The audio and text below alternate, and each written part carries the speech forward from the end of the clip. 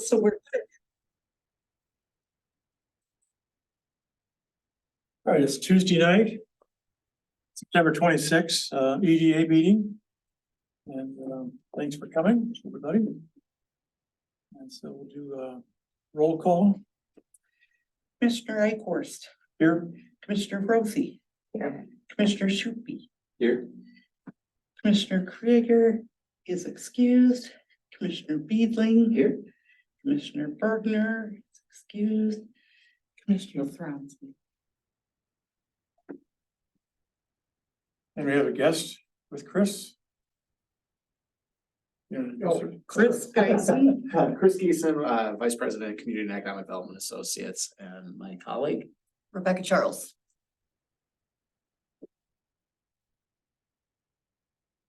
They were telling me earlier that Rebecca worked on a grant, Yes, she did. so you were here for that and. Yeah.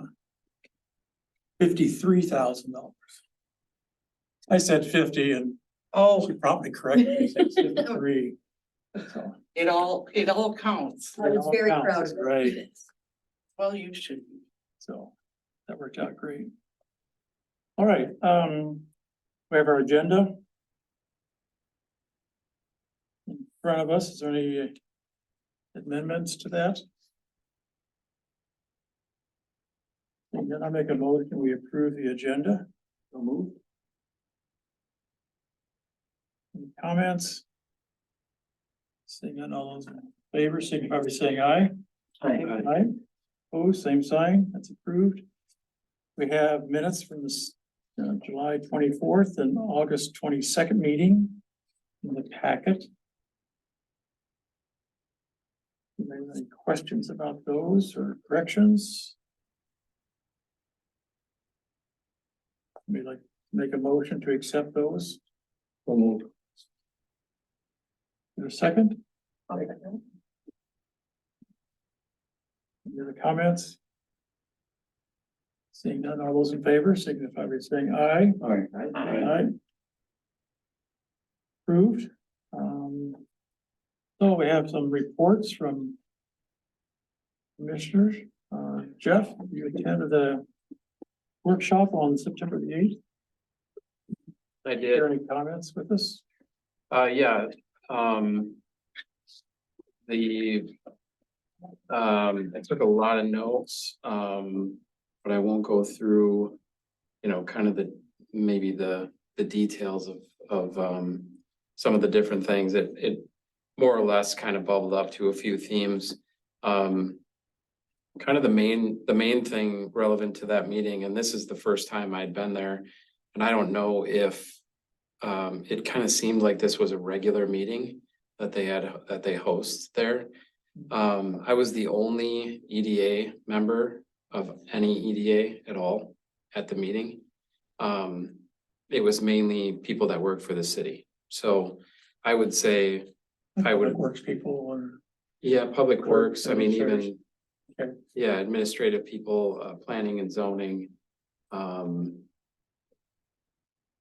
different committees and whatnot, but I would highly recommend at that meeting because it was so maybe far out there, I mean, we weren't talking anything necessarily present. It was years down the road. It was good for you, for me to, just from an education standpoint. But I would say people that are in planning and zoning, I would highly recommend that they attend that if it comes up again. Majority of the conversation was around infrastructure. So, if depending on our electricity and the capacity that we have, we can only allow so much development that comes in. So some of the, and same thing with sewer and water and, things like that. So, it kind of goes into the future planning, like I was talking about. There was, even MnDOT was there. So if there's development along the corridor of 52, they did a presentation about kind of how long it takes, to redevelop things. you know, again, so almost like future thought. So if anything that happened relevant to that, I mean, from an EDA perspective, you know, it just reminded me of how much education that we all need from what's here and now. And then as things come to us, we need to lean on our resources to say, well, this massive warehouse that's coming to us might take up a certain chunk of our capacity relevant to city, you know, water, sewer, electricity. So if that happens, we might have to say no to other things because we have to develop our infrastructure a little bit further, you know, in order to allow more development to happen. So it was a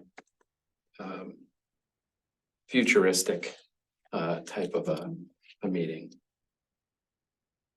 And speaking of that too, I would recommend that we talk with planning and zoning to understand our current capacities.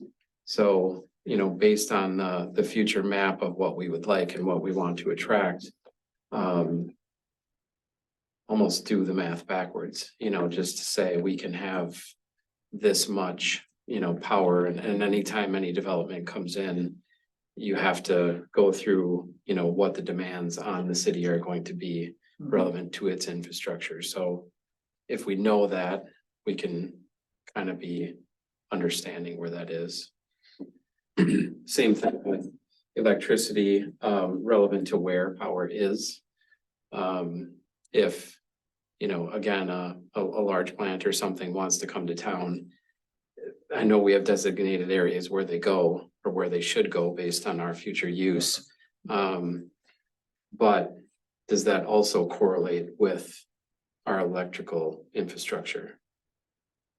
You know, so kind of aligning all of those resources.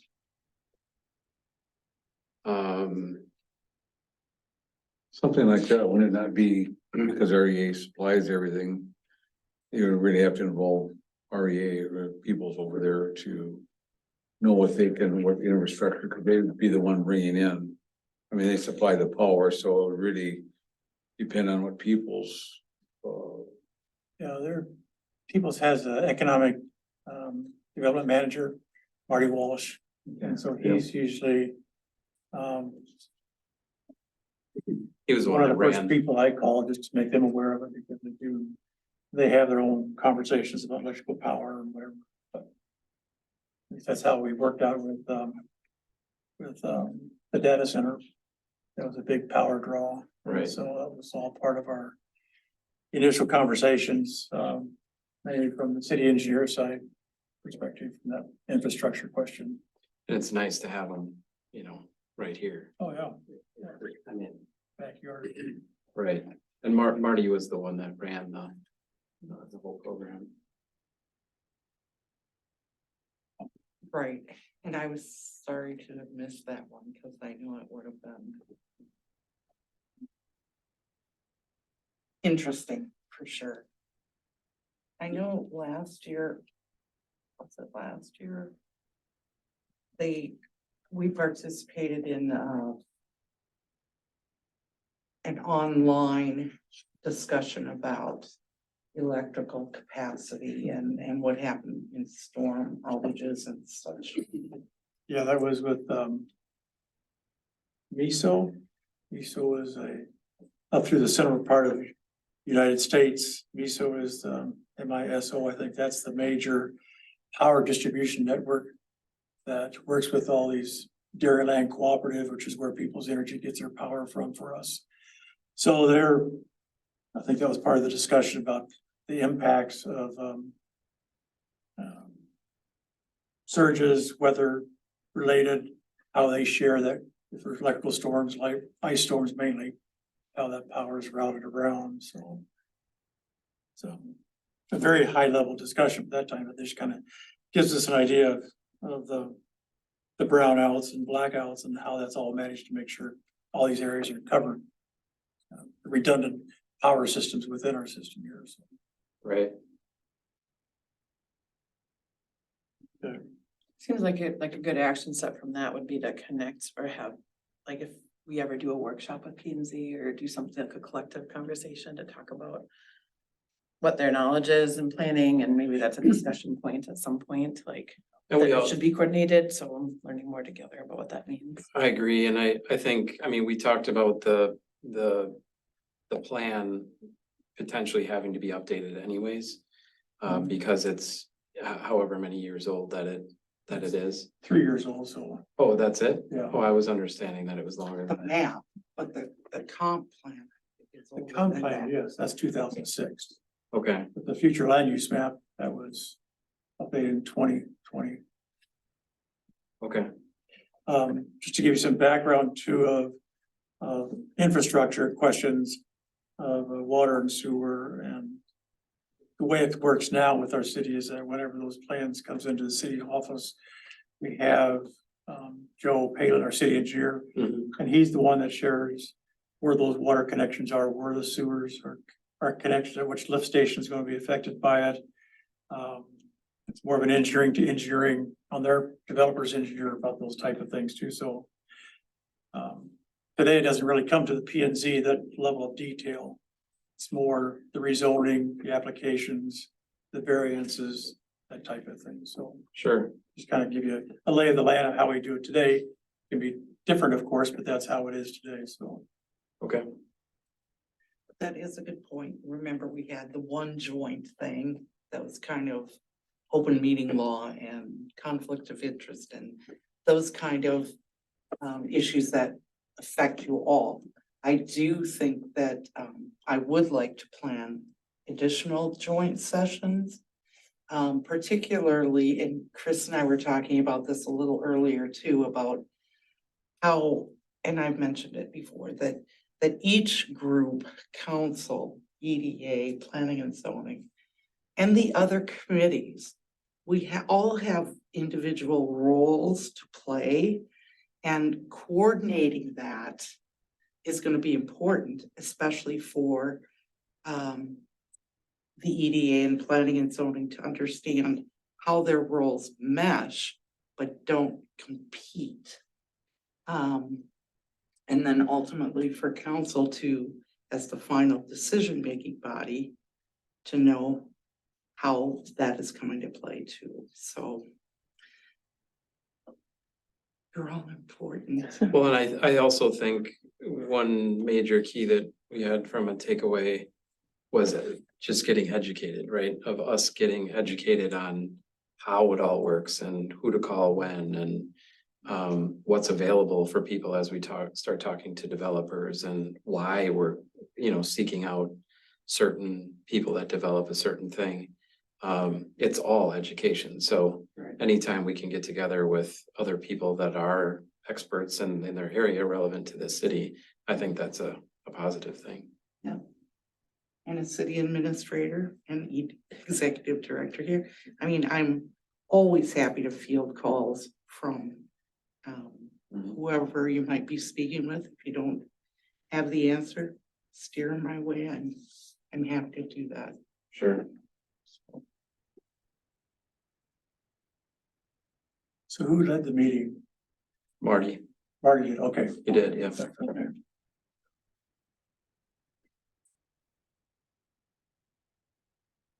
Okay, And there again, those are one of those things I will just say, that there are different groups. We talked about this before. Trying to, you're not gonna be able to cover everything. So kind of focusing on an area that maybe is of specific interest to you, or that you can, bring the train up, right? You go and gather the information, and I like this idea of going out, going to the meetings, and then coming back and sharing your thoughts with it, because we can't all attend the same things, so it's helpful. And this one kind of key point that people talked about, various speakers, and then a woman from Deed, Natalie, is that right? Deed, was essentially what the EDA's purpose is, in my mind, is how do we create density?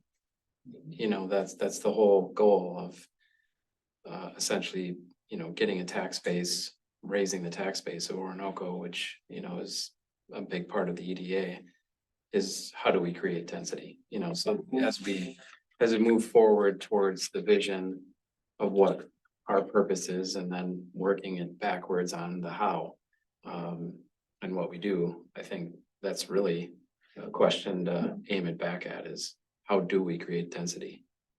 Because that's when you become attractive as a town for people to want to do more, so. Okay. And that's what CETA is here for too, to help us do that strategic plan, get a work plan in place to guide us moving forward. Right. Okay, anything else? Nope. So, okay, Thank you for offering to get on the agenda, because that, and this wasn't on the agenda, but Adam, I understand you also went to Yeah, Southeast event. yeah, it was good training. It was a course basically on business financing, and I'll spare you, the details, but the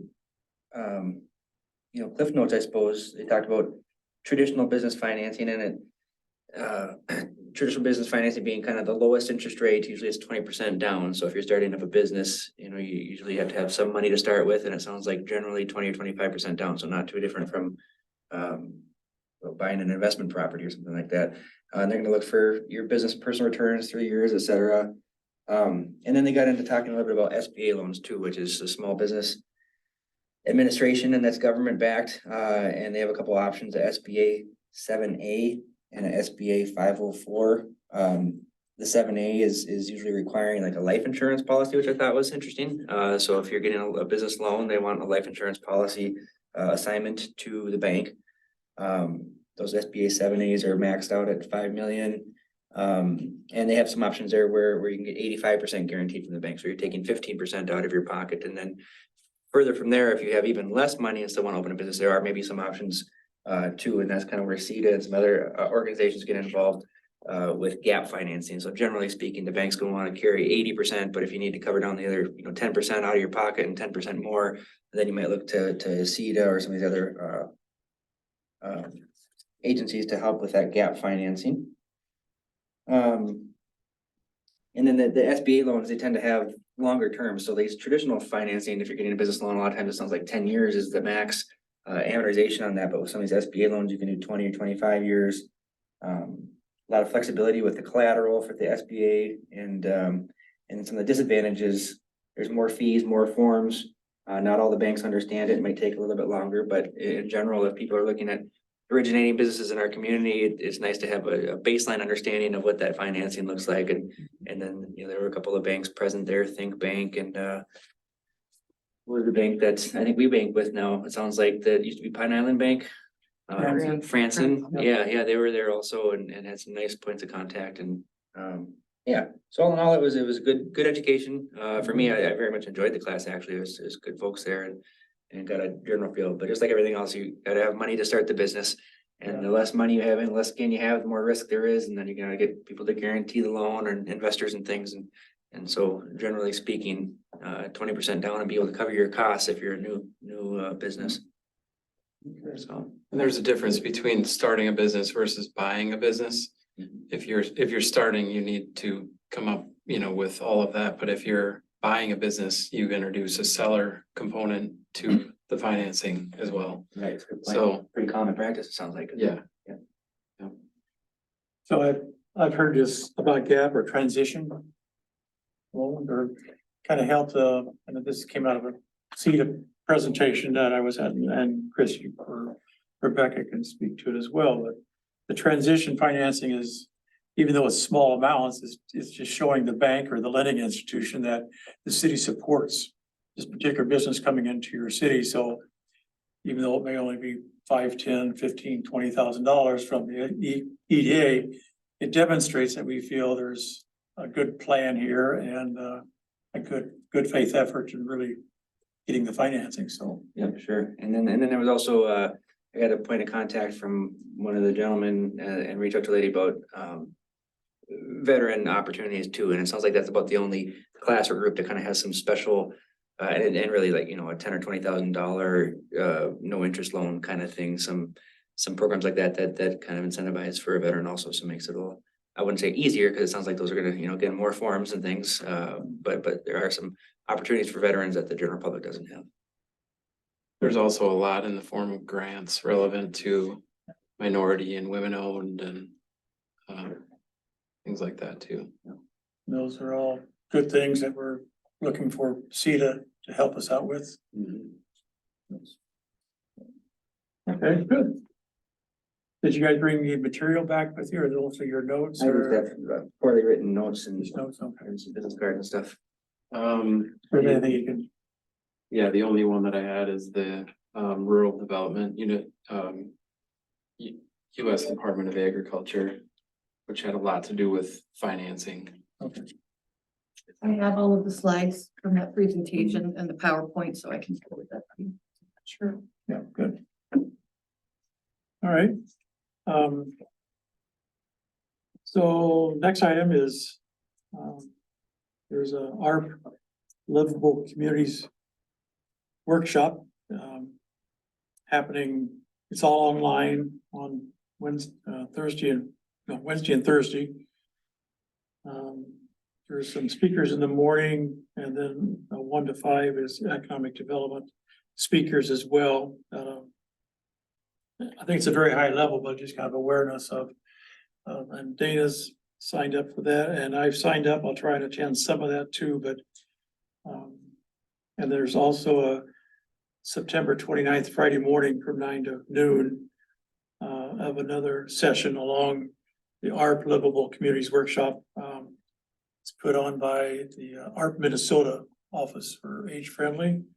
And so the Age Friendly community that we have here in Orinoco, Dana and I are on it, along with half a dozen members from the community. And so we've been meeting for about 1.5 years, once every month.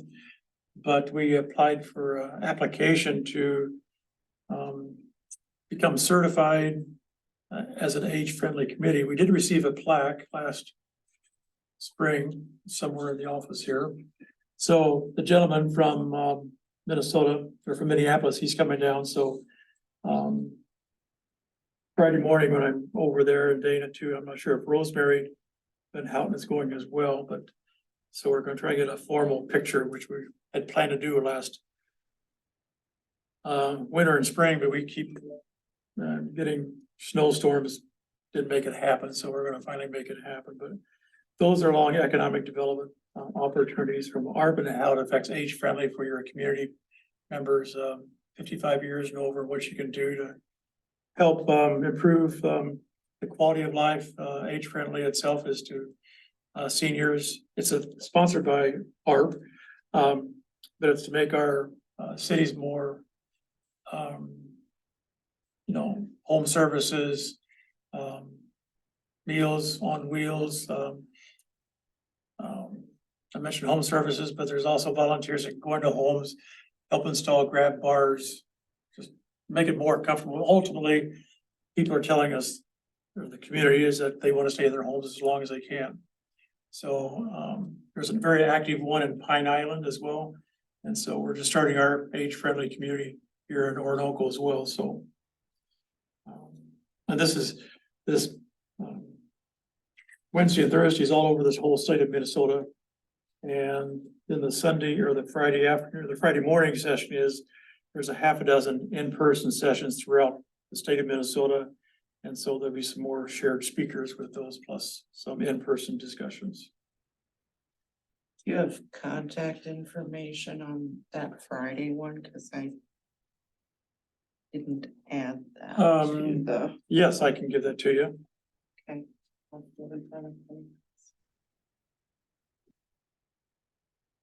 Sure. Jay Hapola is his name. All right. So next item is our homework from our August 22nd meeting. And I think looking at the August 22nd minutes, we talked about, of course, with CETA coming back with our strategic planning. Maybe it was in the July meeting, we talked about this video training, EDA training. That one's not ringing a bell, right? What's that? That one's not ringing a bell, the video. Oh, I know what you're talking about. there's a 37-minute, or not 37. It's like an introduction to EDA for new members. You could buy this EDA video for like $100 and share with our committee members. There's different groups out there that provide different trainings, and that's one of them. Okay. I thought I had information here with me. Oh, here it is. Yeah. Next move group. Yep. Does your board understand their role? And I think this was. So it's ED 101 training for board members, and elected official. And I think Jeff indicated an interest in the minutes. Do you remember that? About doing this, it was $137. You rent the video, 1 hour, 13-minute video course for 30 days. For $287, you buy this same video and a course workbook to own forever. And there's a $494 per month counselable at any time. Get this video and coursework plus all our movement content we released weekly, so. Talks about the proper roles, responsibilities of board members, elected officials, what the roles are, what confidentiality is of utmost importance. Why economic development matters, why economic development is so hard. There's 10 items there, but some of the things you've covered with the board too, as far as. Yeah, it's all kind of the high level stuff of what your roles are, how it works, the difference, like Sunny was saying, what's kind of the lane for the EDA versus other boards, how do they interact, how do they not? This one I think is probably more particular about just, you as an EDA, as a development group. There's good information out there. This is similar to the information that we would have said, or given probably close to a year ago now, maybe. For folks that were at the council meeting or had seen that council meeting, where we went through some slides, and that's something that we always, do for free for our communities too. So I mean, there's always that, and we can do it once a year if you want. I mean, it's just a good refresher if you get new members, that kind of thing too, but just kind of going through how it works in Minnesota in particular. Kind of some of the statutory stuff, some of the powers that you particularly have. I think you guys have already gotten through the enabling resolution and everything. You're all set up. You were all set up, but just kind of a good refresher as to what the role of an EDA commissioner looks like. So I think we kind of talked about it, but it's just a matter of taking the time to watch it. And you gave us a presentation back in May 30th. that could be. About those. Well, no, that was something that was Mike Clarity gave us that presentation of open meeting law, government records and data, and conflict of interest. So that wasn't. But we could, if we haven't, we should share that presentation that you're referring to that we shared with council with all the members. So Yeah, it might have been last December is what I'm thinking. yeah, is that first basic introduction to EDA. So Yeah. So we're talking about this video that was talk about this educational video. Oh, yeah, that And was the one Chris I was had just mentioned and you were, yeah, talking about it, and so I think we should, rather than spending the money and time for this, we should get the PowerPoint that Chris shared with council in December or January okay, of I last can year's send that company again introduction. too, if that's Okay, easier. yeah. Yeah. okay. I think that's the more meaningful one. Okay. All right. There aren't enough opportunities. I'm just gonna say, I mean, you get different things from different opportunities to, so I wouldn't throw that away. I'm just saying. Okay. it's a marathon, it's not a sprint, so, you know, there's always new things to learn Yeah. and, you know, even like you were talking about earlier, you know, some of these things are future looking, you know, you don't need to know it necessarily today. Some of the basics like open meeting law, that's pretty important today. Other things, you know, TIF, how a loan pool would work, you know, Yeah. someday you might want to dive into that, but it doesn't have to be all at once. You'll never remember everything, so. And yeah, actually, you know, some of these trainings, they might not necessarily talk about that thing. It might be more general, kind of just theory and political science type. What's your role? What's, you know, what's the role of that within the city budget, you know, some of that type of stuff too. Because really what this group is kind of the sales force for the city so that you can grow your main revenue, which is your taxes. And the more taxes you get, the lower they are for everybody else. So kind of the idea, you know, grow the town, so. Right.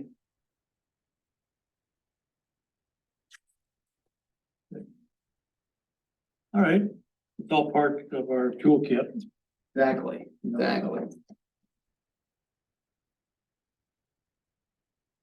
So we,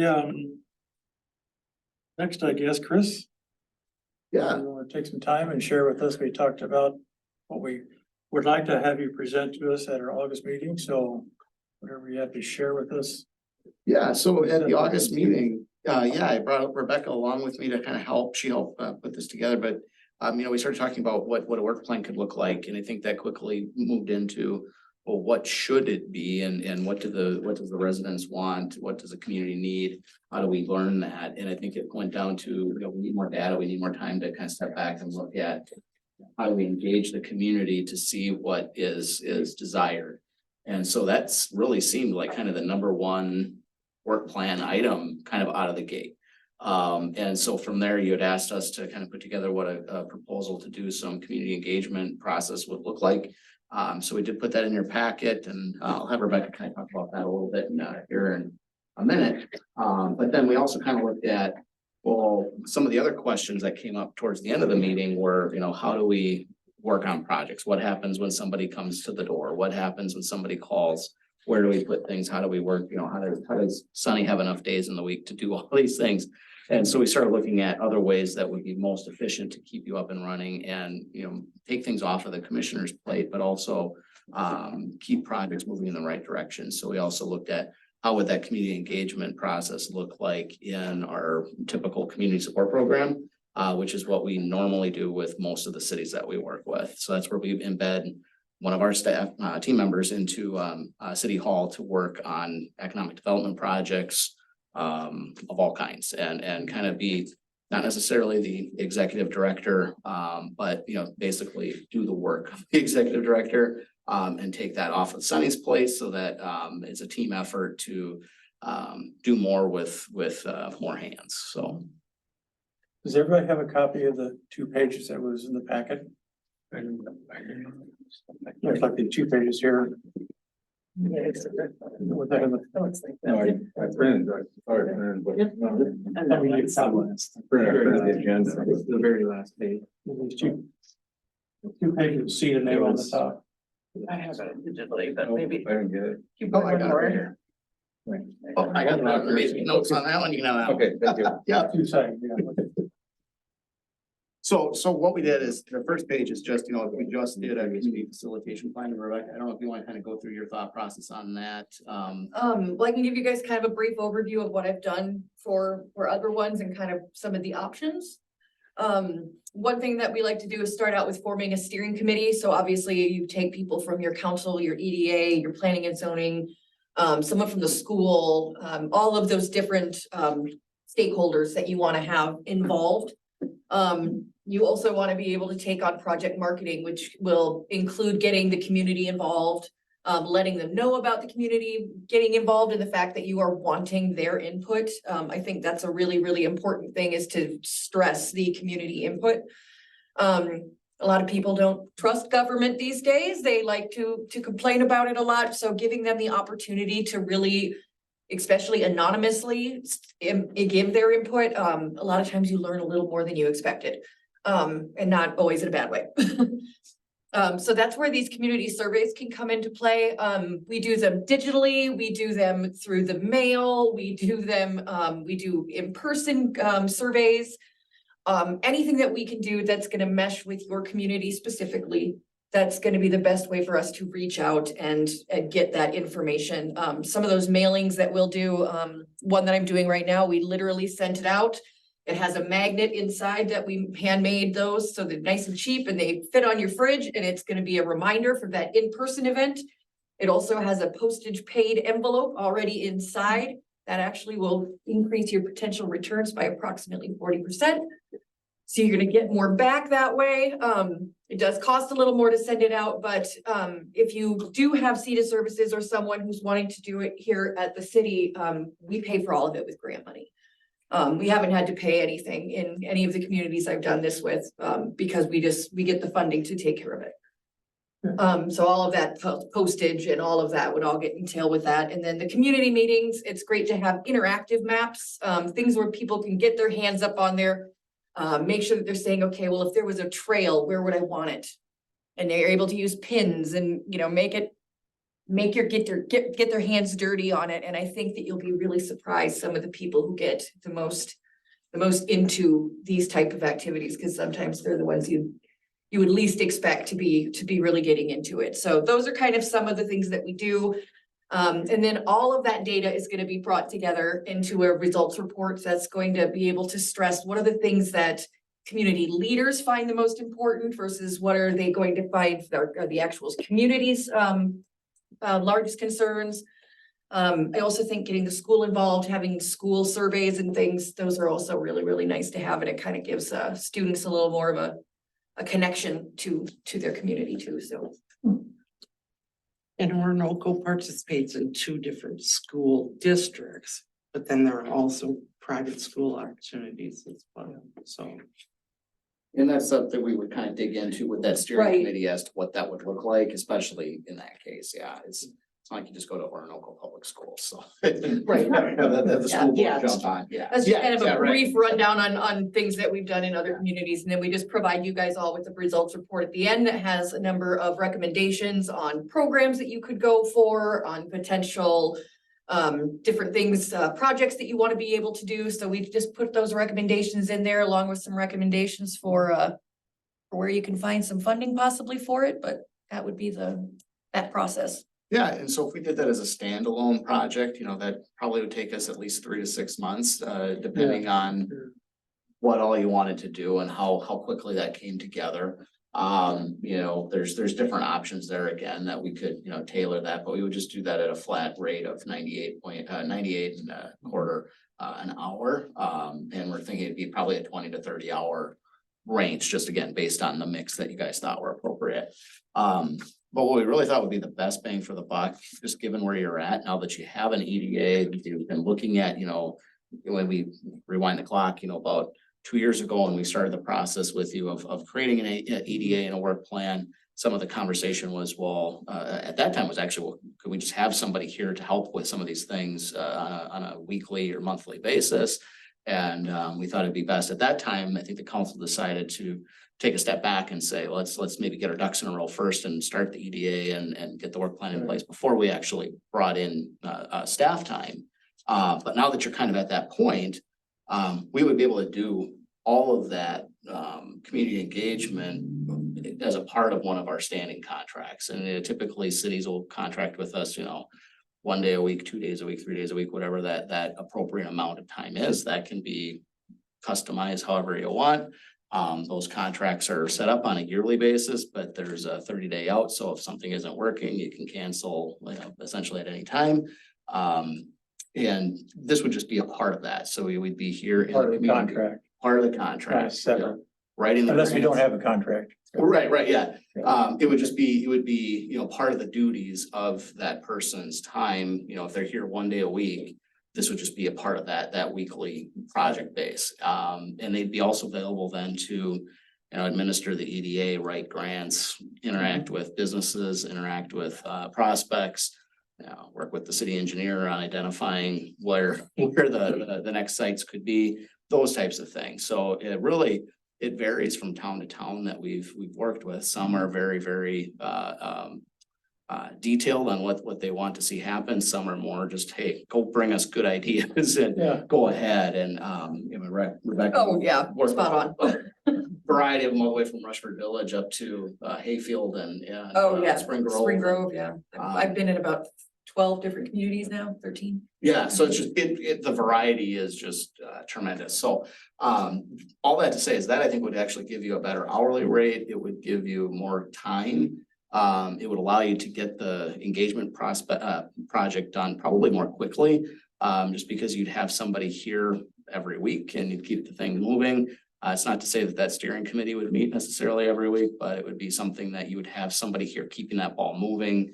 Whether or not this group was getting together to meet and keep things going.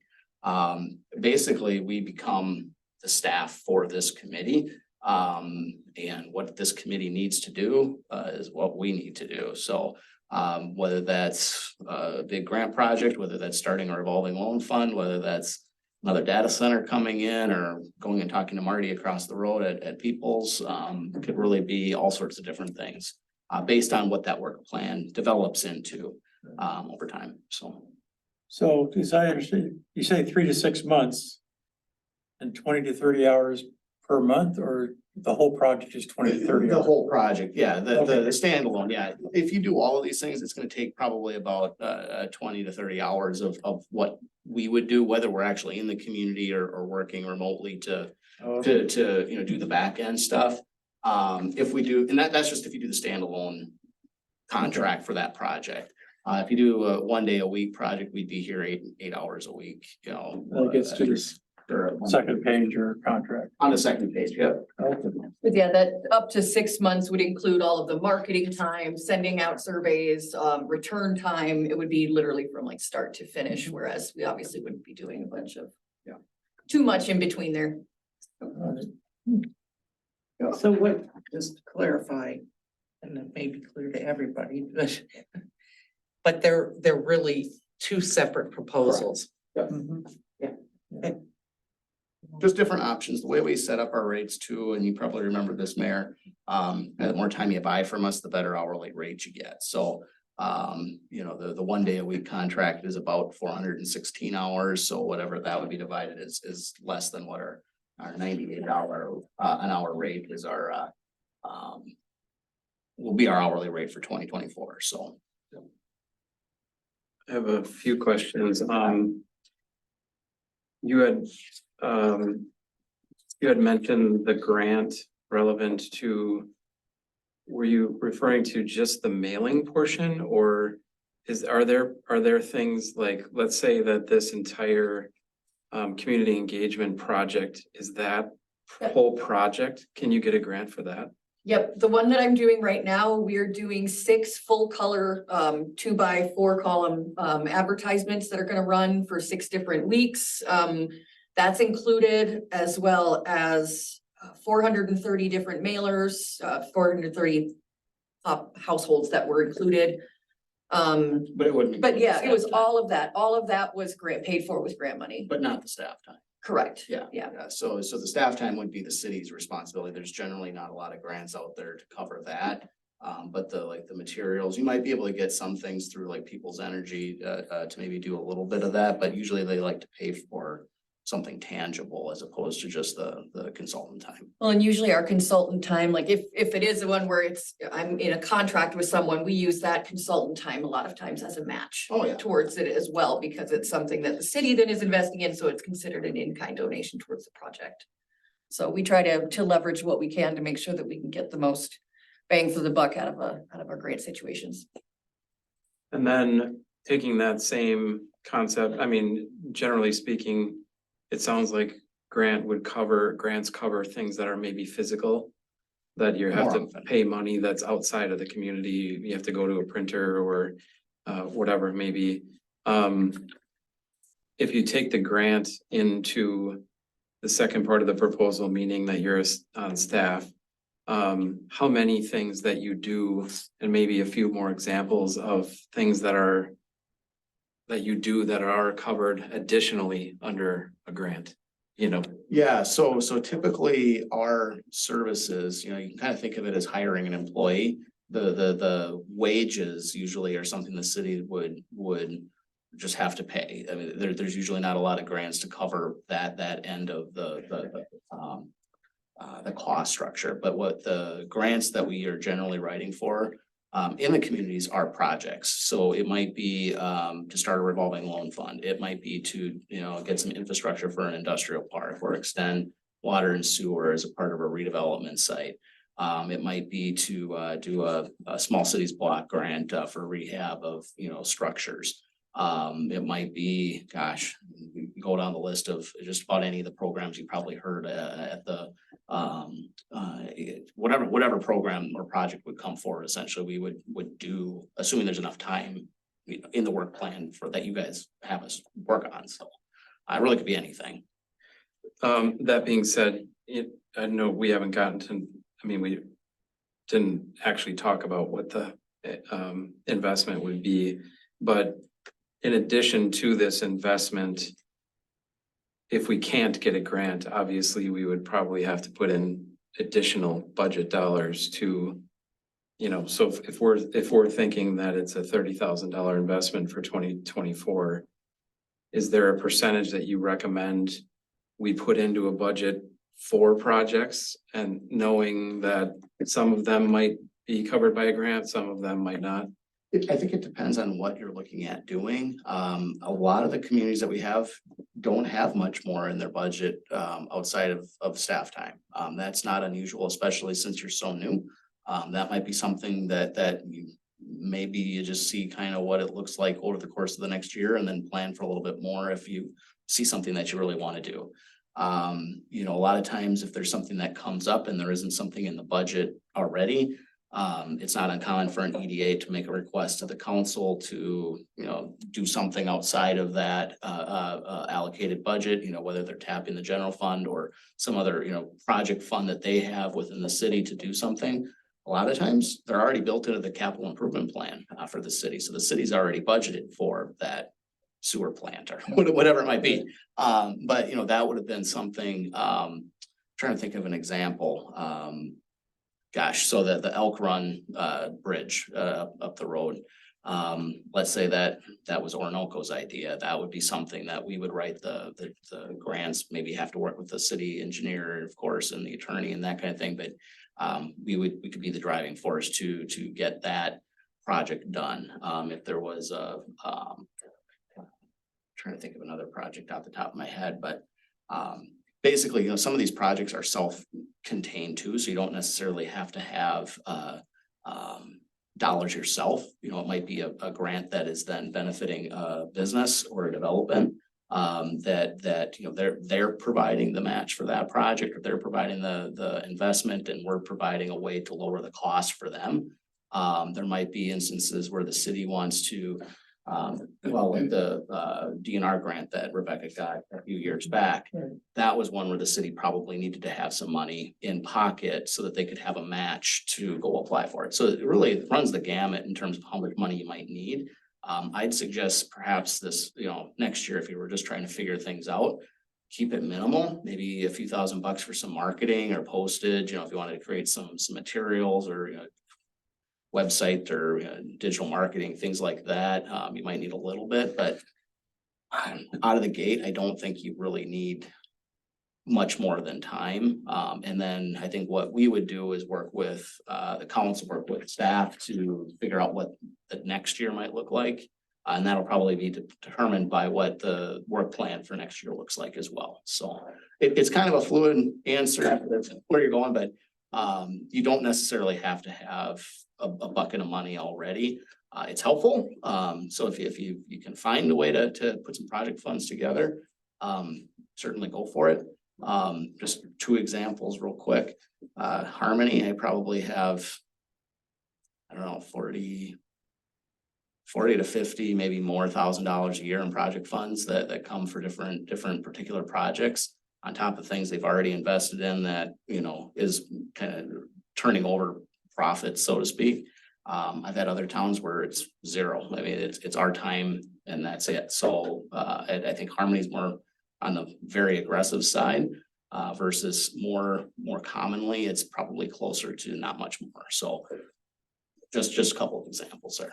How much in going, that was gonna be my next question, but also what's a typical amount of grant dollars that, you know, or a spectrum or a range of, you know, one town sought out $10,000 in grants and another one got 0 or 500 You or, guys got $53,000 and we have another one that got 210. okay. So I mean, it really varies on the project size, what's involved. What do you have going on? Yeah. You know, what projects are you going after? You know, if you have very clear goals and you have very, you know, specific things that you're trying to do. You still might not actually get those things to click in a particular year. So you might have 1 year where you get $1 million, you might get 1 year where you get 0. But it's all about what traction, what progress, where are you going? Versus, you know, sometimes you have just projects come naturally and they just organically, you know, show up. And we work with those too, and you try to maximize what you need. A lot of the grants that we see are for like parks, community, you know, type things, activities that the city might be doing already, and we're just helping reduce the cost of that new water tower or that new fire truck or some of those things. I'd be willing to bet just on what I know about Orinoco, income levels are probably quite high on average, which is a disadvantage when it comes to grants in general. Typically, a lot of the federal grants, especially, are all income based. And so if you're not a certain percentage of LMI, low to moderate income, you just don't qualify at all. There's loans, there's other things that they have available to you, but you know, it's kind of a double-edged sword there on that, unfortunately, which is not uncommon in Southeast Minnesota. Most So, there's a, just to kind of give you some background and correct me if I'm wrong, but Yeah. the CEDA's annual year runs from 1 July to 30 June. So the figure you see on the bottom, the 2023, that 29,000, if we were to sign a contract, that would be split. So portion of that would be the balance between now and what in our city budget would be the October, November, December rate. And then the balance of that would go towards the first 6 months of our 2024 budget. So from a CEDA budget standpoint, we're proposing, I think it's 31,000 in our contract labor line item to cover a year contract. So it's split between 23 and 24. Right now, we're not planning on anything else. We're in the process of setting our preliminary budget last night. That has to be sent into the county by the end of the week. So that's our high number, and it's a high number, and so we have between now and December, when we finalize it, there could be some funds that we could transfer $2,000 or $3,000 into that account for marketing materials or something like that, but we'll have those discussions later on. especially like with marketing things, you know, if you're only looking for a couple $1,000, it's real easy to, you know, get people's energy to, you know, write a check or something. We've done our Operation Roundup. Oh, sure, I yeah, was gonna yeah, mention that we could write a roundup that you could actually write to the board, explain why you want it, Yeah, and they either approve it or they don't, and that would be, you're talking $3,000 for 30 hours. And ask for a $3,000 or $4,000 grant from them to start the CEDA program, and that would take care of what you got in your piece of paper here. and we have used Operation Roundup, used some funds. I think we got $2,800 towards the Alice Park grant, complemented yours too, so. yeah, you know, like you said, we just put the spectrum here on the proposal, not knowing when a start date would happen, when, you know, you were planning to you know, make a decision and that kind of thing. So, you know, if you wanted something to start in 2023, we would just use our annual rate and prorate that for whatever remaining time of the year you wanted. And then, you know, on a 1 day a week rate for 2024 would be about that $30,000 amount. So, and then we just built that quarter. So when you say 2024, you're talking starting July 1. January to December. Okay, so that is a calendar That's a year. calendar year. What is, it's not, Okay, okay. I misspoke there, I thought Yeah, so 2020, we have a rate for, January 1 to December 31, each year, and so we set Okay. that during the summer, and maybe that's where that came Sorry, from. dude. Our fiscal year runs like, yeah, as opposed to this one, right? No, we're January to Oh, see, I'm learning with you. No, so yeah, the 2023 rate, we always talk about, how many days per week, and then that's a set rate for the year. Okay, And then depending on how much of the year you're actually buying, okay. we'll prorate that, so. Well, in any case, if we were to start today, there's plenty of funds to cover the next 3 months from that contract labor line item. Right? There's like 17,000 in there now, so we wouldn't be using all that. Our 2023 budget. I think we got 17,000 there, yeah. I thought it was 13 from last year. I can go grab the book quick. If I'm understanding what you're talking about is for 2023, if I take October, November, and December, that's like 13 weeks, Yeah.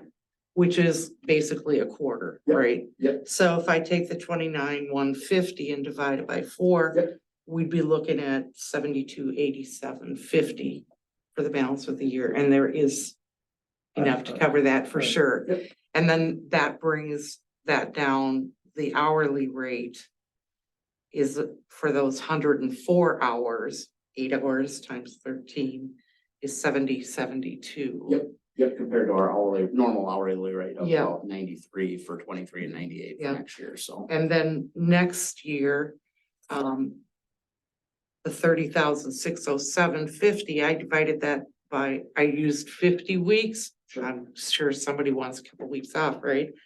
So then that'd be 400 hours for the year. And then that hourly rate is 76.52, And so that, which is, it does. it does bring it down. And so, that's kind of the whole model that we have, is that we want to be embedded in the community. We think we get a better proactive approach when we're in the community. We're here learning about what you guys want to see as individual commissioners, what the council wants to see. We're building relationships. That's something that we want to see our team members do, is, be a part of the community and be a part of the Orinoco team, and be your advocate, be your salesman, to make sure that the projects you guys are looking to do get done well, and then move to the next one. Keep moving. How does, Consistency. oh, go ahead. No, that's all my consistency. If you're working with multiple communities, I have to believe that if a project is coming to a town, they're probably shopping towns, right? So somebody looking to build something might talk to Pine Island, might talk to here, might talk to Casson, might, to see the deal that they're gonna get. How do you remain Switzerland in that scenario? This is probably one of our most common questions, and it never happens. I mean, the likelihood of that is so small. But what we do is, let's say it's the same person. So I work with 2 cities that are in the same county. If that, business came in and said, hey, I'm looking at Chatfield, I'm looking at Harmony, what do you got? My job is to put my Chatfield hat on and my Harmony hat on. And if I can't, then we have other team members that can step in to do that. So whether that's a member of our management team, our CEO, if it was between, if Mitch from Pine Island was here, we could actually replace that person. We've had other cities, Spring Valley and Preston. This is the only one I can really think of that was really a actual conflict. But the cities were able to work together. They knew that they were putting their best foot forward individually. They had a great relationship with their seated team member. But they had the state of Minnesota had appropriated money for a veterans home somewhere in Fillmore County. And they had narrowed it down to either Spring Valley or Preston. This was going to be a big deal. Millions of dollars, and they both put a proposal forward. The county board actually were the deciding votes on the matter, but that was one where Kathy Enerson put the proposals together for both. She had a committee from Preston, a committee from Spring Valley, and they put their best foot forward.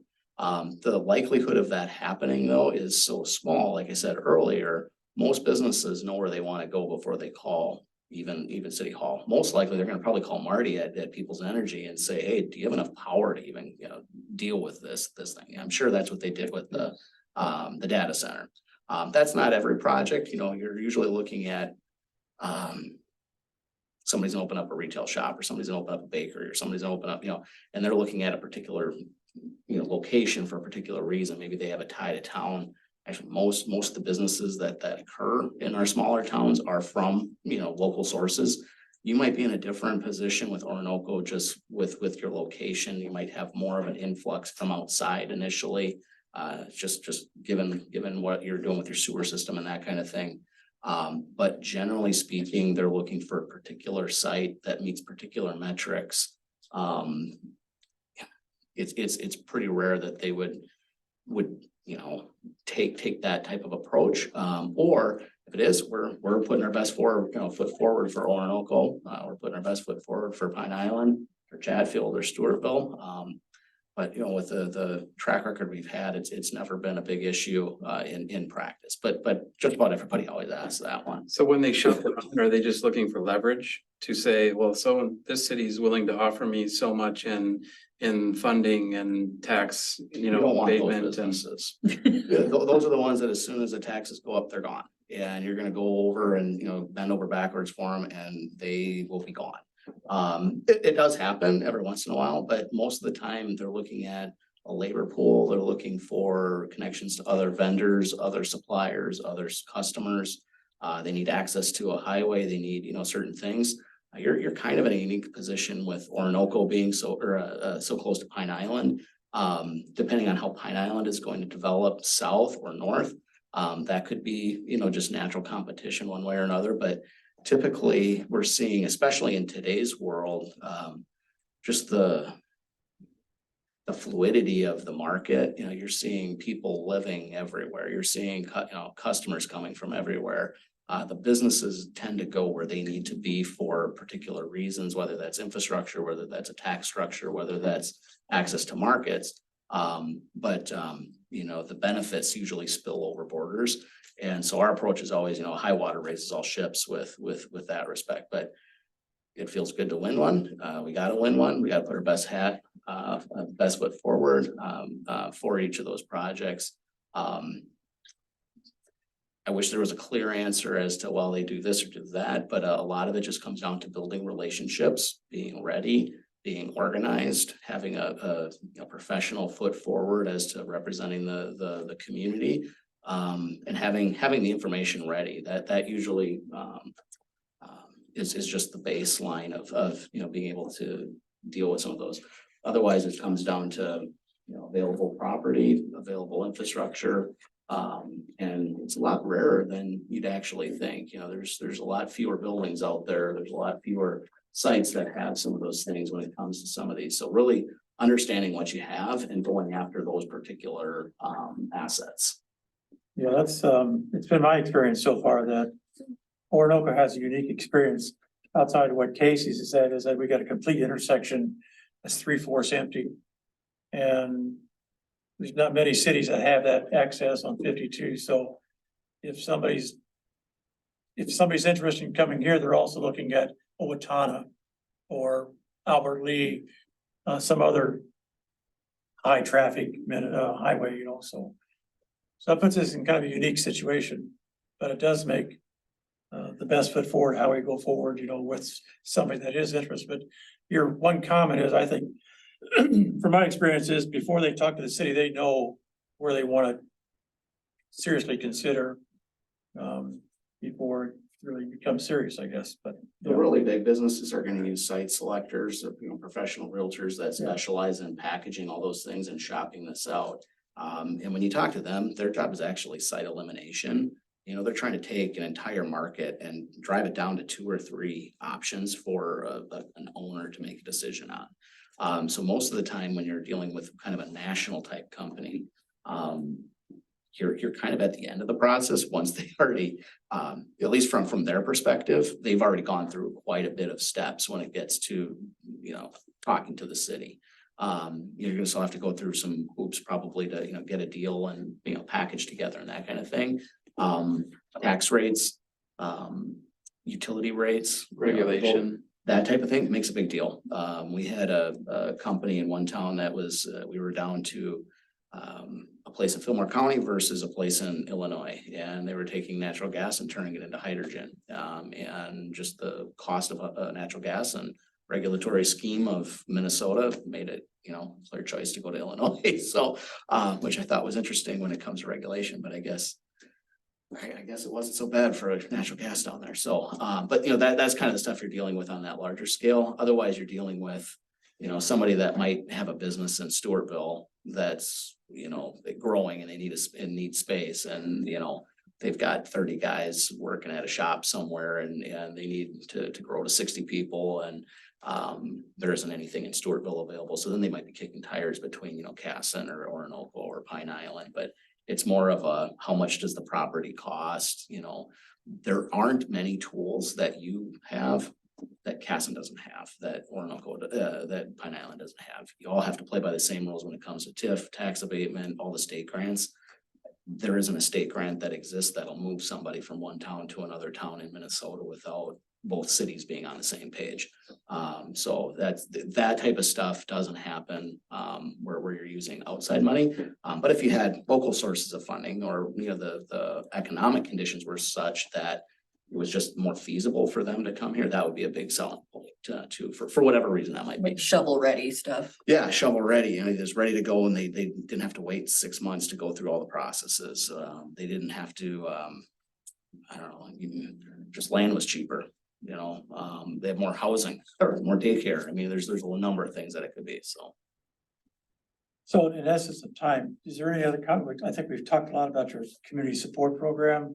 Is there anything on here that you want to touch base on that we haven't discussed? No, I just wanted to make sure you guys had all your questions answered on that, because I think, the idea would be, we can do a standalone project, and kind of schedule that in as it works for you guys. I think the more economical way would, knowing where you ultimately want to end up at this point, based on our conversations, the community support program contract, would be, I think, the better way, to provide more, to you, and more efficiently.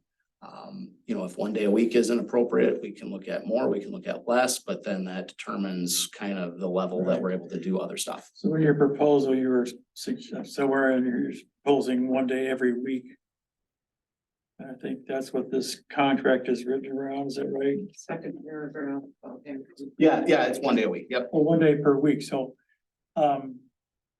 is that just because of continuity and being able to keep moving forward with versus 1 day every other week or 2 days a month? Yeah, that one gets really challenging, especially with a city that has quite a bit going on. The amount of time that you actually have to work for the city is very minimal when it comes down to it. You get about 16 hours between, meetings. And if we're also, if this would be a conversation we'd have with you and that kind of thing, but in most of our cities, we're doing the agenda packets, we're doing the minutes, we're getting the materials ready for the meetings, whether it's a memo or a presentation, we're putting those together for them too, which, that can take a day in itself. So depending on how much is going on, more or less, that's usually 2 to 4 hours, but it just depends on where it is. But, that's a quarter of your time at that 1 day every other week. We can certainly do that, but I think with what you guys have been talking about, especially if you want to, do some additional lifting as the community gets up and running, I think you're going to get a bigger bang for the buck at the 1 day a week. I work in a community right now that is a once every other. And we've actually had to turn down projects because we just didn't have the capacity to keep up with it and with our current commitments that we have to other projects going on. So we've actually been experiencing some growing pains there and had to increase because of it, but you will see that it's not quite as much as you hope. I have a question, when you talk about grant money and everything else as Orinoco grows here, and you get the parks and stuff. As Orinoco expands, so will maybe the first responders or the fire department grant money in order, in other words, if they need a bigger truck, bigger equipment to handle what goes on as we move forward all this in grant money, to look at that to make sure that they're trying to get some grant money out there to cover those services, because fire trucks and things or ambulance costs. And then it takes them sometimes a year to build, or I mean, you just don't go down to the parking lot and say, I'll take that fire truck over there unless it's a used truck from somewhere else, but the question, and the other question is, it's all new here to the city of Roanoke. Once you get the sewer project and everything is done, as Rochester has, they have a whole division of trucks or someone that if that line gets plugged or whatever it is, you have the professional router that comes through that can be able to address that. And Roanoke doesn't have any equipment like that. City of Rochester has the big snake they send down, and they do weekly maintenance. They just go down through town and they pull the line and they power flush the lines for the trucks or something like that. So I'm just thinking ahead of a grant money, because that's something you don't have, and that's something I know on call, how easy it is to call somebody up and say, you know what, the sewer is all new to us all here, that it's got plugged or whatever,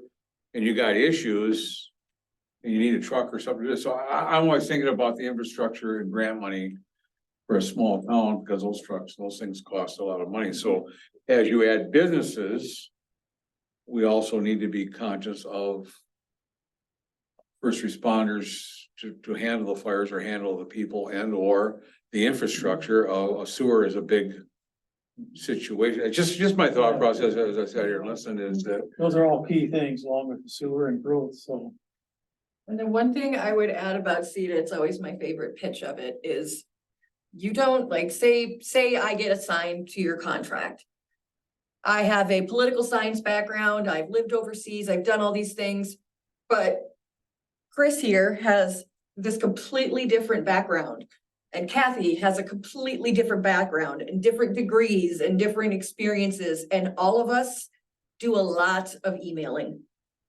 We have a very large amount of emails that'll go out each week with us just reaching out to the whole team and saying, hey, we've got this project. This is exciting, or this is scary. I need some help. And it's always just a flush back, and it's a lot of reply all, so that all of us are getting all of that information. So you really do get an entire team and not just one person. A individual. That's exactly it. So I get the question about a time frame. Depending on what we would recommend to council, but are just from a time frame discussion here, our October meetings on October 17th. So if we were to make a recommendation to council of a direction we want to do contract or hourly, kind of time frame do you envision of that person being on site? Is that very quick, or do you need time? And If you were going with the 1 day a week and we kind of knew that direction, we'd have to see, who we have to bring on. I don't know that we would have to hire somebody to do this one, it very well could be Rebecca. So it would be one of those conversations we'd have to have once we know that there's kind of a commitment. Without kind of that commitment, it gets tough to kind of start lining up people or committing time one way or another. But I would think, if we have the internal capacity, we could be pretty quick. within a November month? 1st. Yeah, we could start November 1st if you wanted to, or, whatever. If it was easier to do January 1, we could do that too. It was something, it would just be, what works best for you, and then we'll work backwards from there. Well, I think that's something we'd have to work with city staff and end of the year and budgets and just trying to wrap up the year. So I'm not sure exactly the start date. I'm just curious how fast. One can, now Rebecca comes, she set a very high precedent. Everything we gave her, she delivered. So I don't know why. There are so many opportunities out there, I certainly don't want to say that the moving truck follows me to town every day, because that isn't the case. But we do everything we can to make sure that it's not too far behind. The grants, that's something that we will try whatever we can do to get grants from whatever angle we can find. You're absolutely right. The more you- Grants cost matching funds, that's the other issue. Well, but when you have projects already in the queue, you know, if you already need us. I got some ideas, but. Oh, yeah, we do. Oh, yeah, we do. Like, here's an example. We had a town years ago that, all of a sudden there was a manufacturer that was expanding. They had a new municipal well on their capital improvement plan for, you know, maybe 10 years out or something. It was gonna cost $1 million at the time or something like that. And because of the new expansion, we were able to get the engineer and the fire chief to convince the state that we needed this new well and to get grant money for that well because it was gonna draw down our water pressure too much and it was gonna be a fire hazard and, you know, emergency issues and that kind of thing. So we actually kind of got, we didn't get everything we asked for because it was kind of a stretch, but we were able to get, I don't know, $300,000 or something towards that well built sooner rather than later. That was probably one of the more creative ones. You know, another one might be, you know, you have a fire truck that you need. Some of that public safety equipment, there's a lot of different private foundations out there. There's a lot of different, you know, opportunities when it comes to that. Some of them are small, some of them are big. Unfortunately, a lot of the grants too in that world are based on income needs. So, you know, sometimes you're able to qualify for things in one town because of the poverty level versus others are just loans. So it really depends, but knowing what you want, sometimes you already have that match fund there, but that's our job is to, you know, listen to see what you guys have and what you need and bring ideas back and say, this is what we can do. But often the loan terms are also favorable. Yeah, oh yeah, you know, like 40 years through USDA for fire trucks, so yeah. Well, are you guys familiar with MIF funds here at all yet? I'm guessing since you're new EDA, you haven't done a revolving loan fund or anything. Everyone. A revolving loan fund? Yeah. Okay, we can look at that too. Yeah. There's a Minnesota Investment Fund and they will Oh, okay. assist with a large project, but then you get to utilize those funds will come back to you and then you start reusing those to loan out to your own local businesses. Reciprocal. Yep. Okay. Okay. All right. And there's CDBG money out there as well for the housing pieces and stuff. So lots of tools. It's just being able to access them. And I mean, I see them all the time. I know I just don't have the time or capacity to do that. And so if I could see something and say, Rebecca, I want you to think about this for this, or that would be helpful. Yeah, definitely. Okay. Well, any other thoughts from what you've heard with Rebecca and Chris on the hourly planning and facilitation aspect and also the contract approach with this being incorporated with the contract or a standalone person? What are your thoughts? One other quick question, same question as when would you be available to start? If it were a contract thing, you said a couple weeks. If it's just a project, does the couple weeks still stand or is that a different availability? Yeah, we probably want to set up a schedule with the city as to what that looked like, so we could block off enough time for that. So that might be about the same, might push it back a week or two, but I mean, we're probably looking by the end of the year, we could get that scheduled in, so. To start at least, yeah. Because either way, that's our priority, right? I mean, whether we go with the contract or we go with just a project. In order for the EDA to kick it off, you know, for us to take our first steps forward, that's what we have to do, so. Yeah. Understanding those. Project for starting too, because you get to know everybody. I think something to consider, just looking back to the timeline question. You were headed into the holiday season, so being able to use these couple months to prepare to then launch into engagement. I think the timing is right. People won't have capacity to participate in a survey. You're getting mail and you're like, I don't want to take time to do this. I'm busy doing these other things. So I think the timing seems right, as long as our group or work group ever comes together can kind of commit to setting things up successfully. That's something that's top of my mind, is making sure that we get the right tools and the right questions to help us lead us down the right path of understanding what our community sees as priorities, and then knowing your expertise and how do we marry those together. That's a good point, and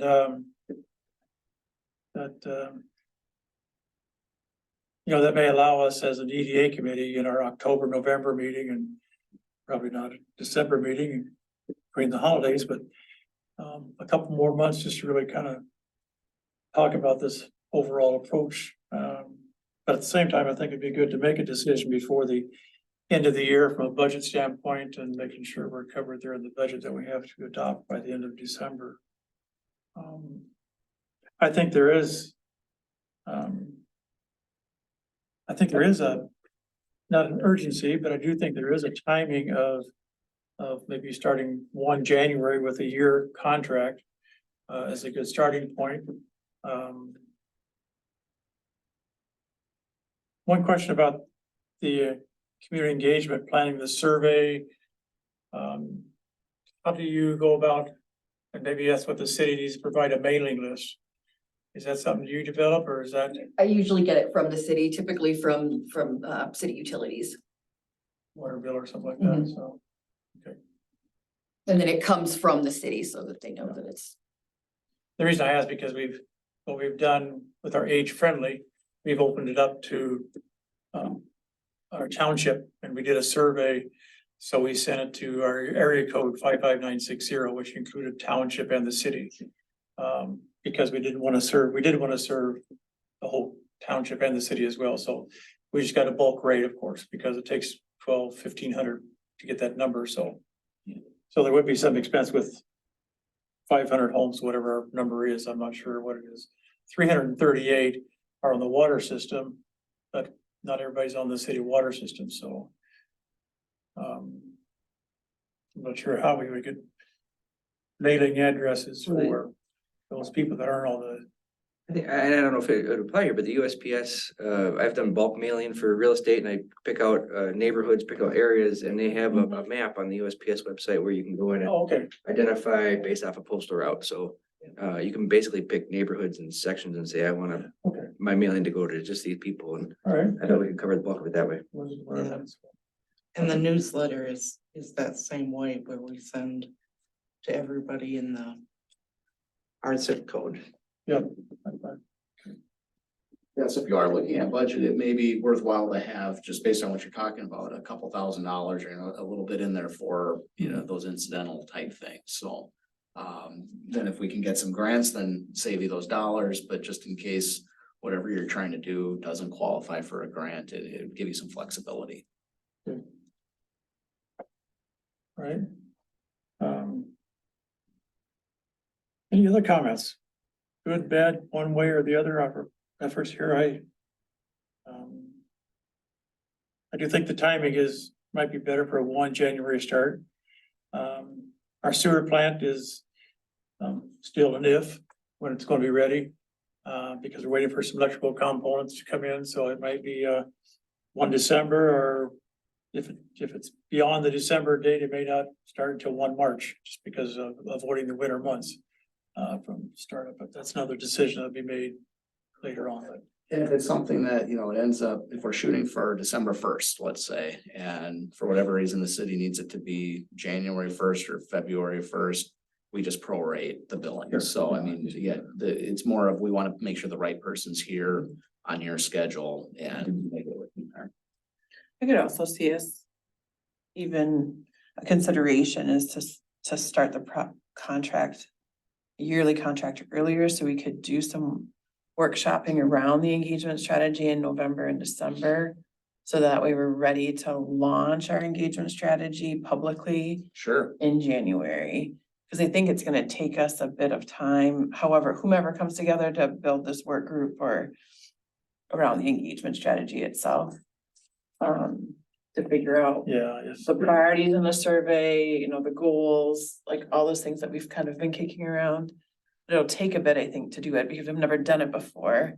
And then that way, if we're laying out like timeline, like we're ready after the holidays to release it. So whether it's mail or something technically, whatever, however we do it, it could be ready in January or no. What comes after January? February. Clearly, it is the end of the day. It's been a long day.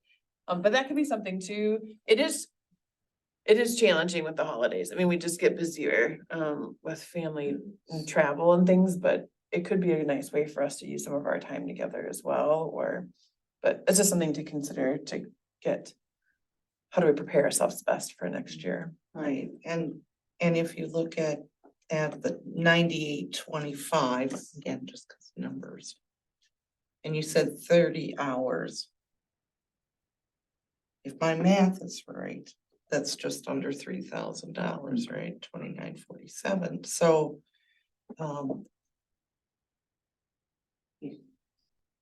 That Am would I be- hearing you right? Kind of like do this piece for this year and.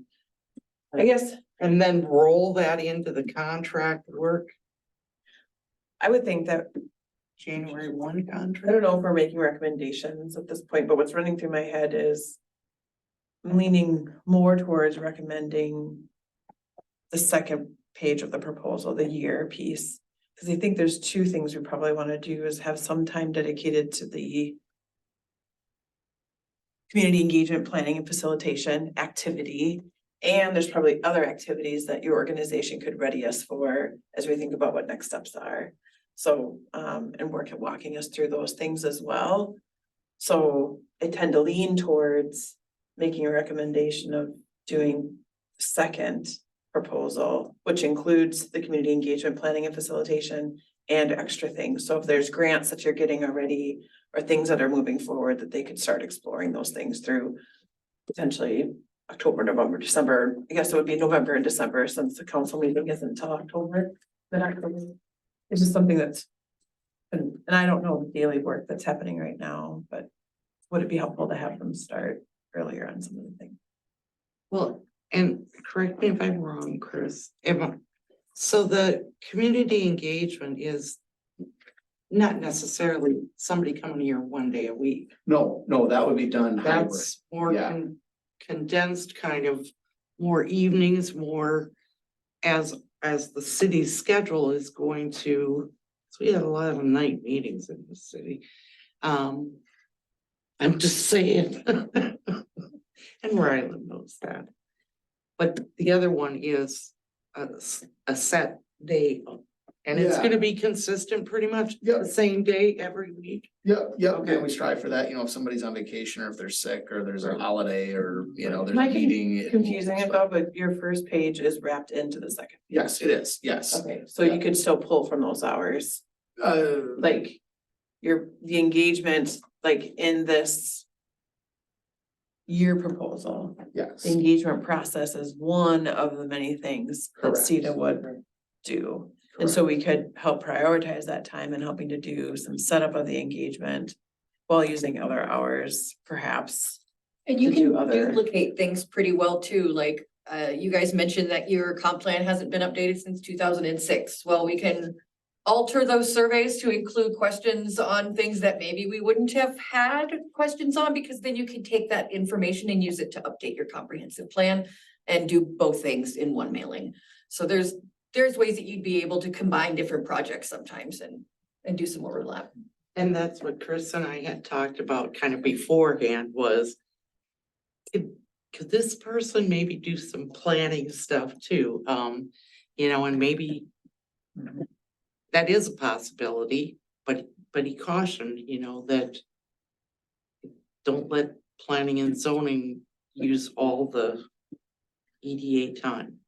if you were gonna add any planning and zoning, I would probably recommend adding more time to the contract, because that takes significant amount of time and is more timely. When it applies for something, it has to be done. The EDA is fluid, but it would also at the expense of the development side of things too. The way I would look at it is, if you didn't want to do ongoing relationship, an ongoing contract with us at whatever level, the standalone project would be, the ideal. That would have to get done kind of as we're able to work on it over a period of about 3 to 6 months. We would just bill that at the hourly rate. If you would like to do an ongoing contract, I would just recommend, signing the normal contracts that we do. We would charge you the 23 rate for the rest of 23. If at all, if we're not gonna start until January 1, we'll just, call it January 1 and start on the the 24 rate, and we'll be here 1 day a week. That's usually, here when City Hall opens and until City Hall closes. If there's a, evening meeting like this, we'll be there for that. Just the hours accordingly for the week, however that works. If we have to come in twice 1 week to make it work for a developer, we'll do that too, and just kind of keep rolling. So it's fluid with that in mind, but we want that consistency of if it's Monday, we try to be there on Monday, that kind of thing. It wouldn't be something that if that 1 day a week would be more than enough to include the community engagement activities, do some cursory investigation on some grants, get to know the business community, get to know the objectives and goals of the individual commissioners. I think you'd have plenty of time to do that type of thing, especially over the course of a whole year. So that would then lead into more formal work plans once the community engagement's done. I mean, it would very dovetail together well, so. I would lean towards the first of the year. Just because everything that's going on, I truly believe the holidays. We're at the end of September right now. You start out the first of the year, everything starts fresh. And you start the process the first of the year because that's what I'm leaning towards. What I would lean towards is that because to do some of this other stuff, ask people and do different things. I just think the first of the year is the time to do that. There, okay. I was just gonna ask, just for clarification, but that's not precluding the continued work of Chris and or Rebecca coming in November. If you want to, December in terms of Sure. steering, Right. guiding this. if the money is there to do that, I'm just thinking if you get something started, to try to come out and what they're the flyers and doing just a lot of different things. I just think that are we ready for that? I'm thinking. I'm not a commissioner, but I think that I'm thinking that.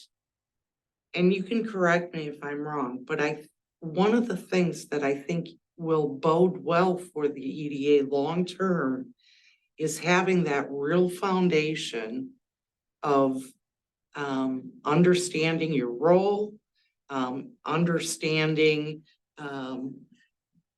what priorities you might want to place on this work if it's going to start January 1, kind of getting those priorities in place maybe ahead of time. So come January 1, I mean, day one that week when they're here, they've had got a game plan too, not coming in that first day and saying, okay, what do you want me to start on?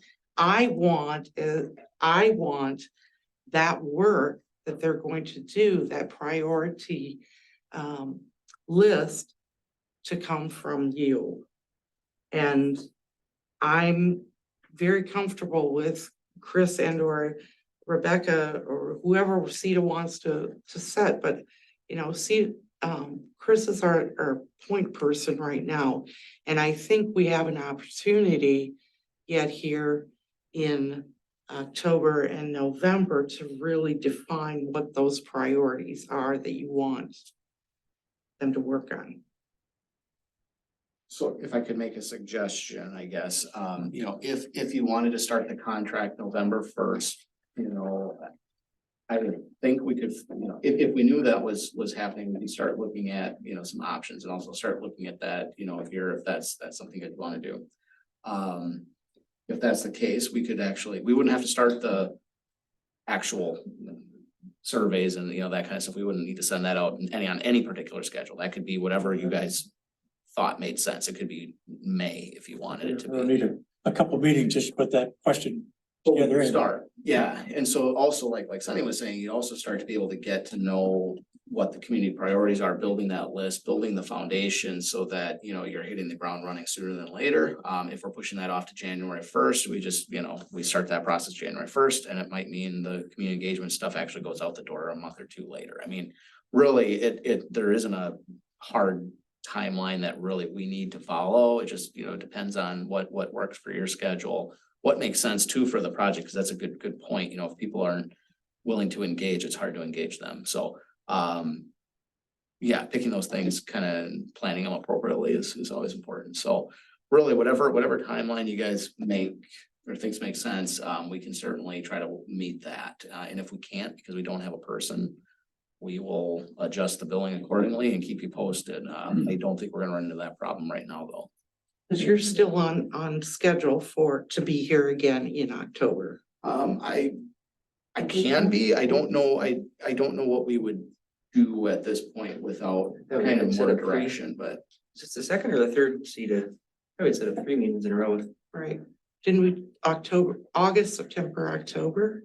Or was it? We had talked about that if we were gonna be doing like the Yeah. guided strategic planning. We kind of sidetracked, we never got a contract for that one. So I mean, I can show up to, talk about any of these things too and continue the conversation, but we don't really have a work directive at this point other than the proposal we put forward tonight, so. Well, I'm thinking I'm paying you by the hour to be here and lead the strategic. I don't have a contract to be able to bill you, so I wouldn't be, yeah, like last meeting, I don't have anything I can bill you for, because we didn't really do anything, so. Between You're now, tracking your time. between now and the end of the year, do we have budget dollars allotted for this? Yeah, we have budget dollars for the end of the year, right? The challenge we have is that if we have October 17th is our council meeting. Then we have a meeting on the October 24th. And then we have a meeting on November 28th. And the next meeting is December 26th. So essentially we have 2 meetings coming up of identifying a steering committee and putting together our survey over the next 2 meetings, which I think has got to be a topic in itself for each of the meetings. So we're I'm not sure what we have coming up. But the brainstorming is all part of what we're gonna put in the survey for right now. I think that's our objective. Absolutely. Do you think that also, though, when I'm looking at the list here, this A through I list, so the engagement is one line item.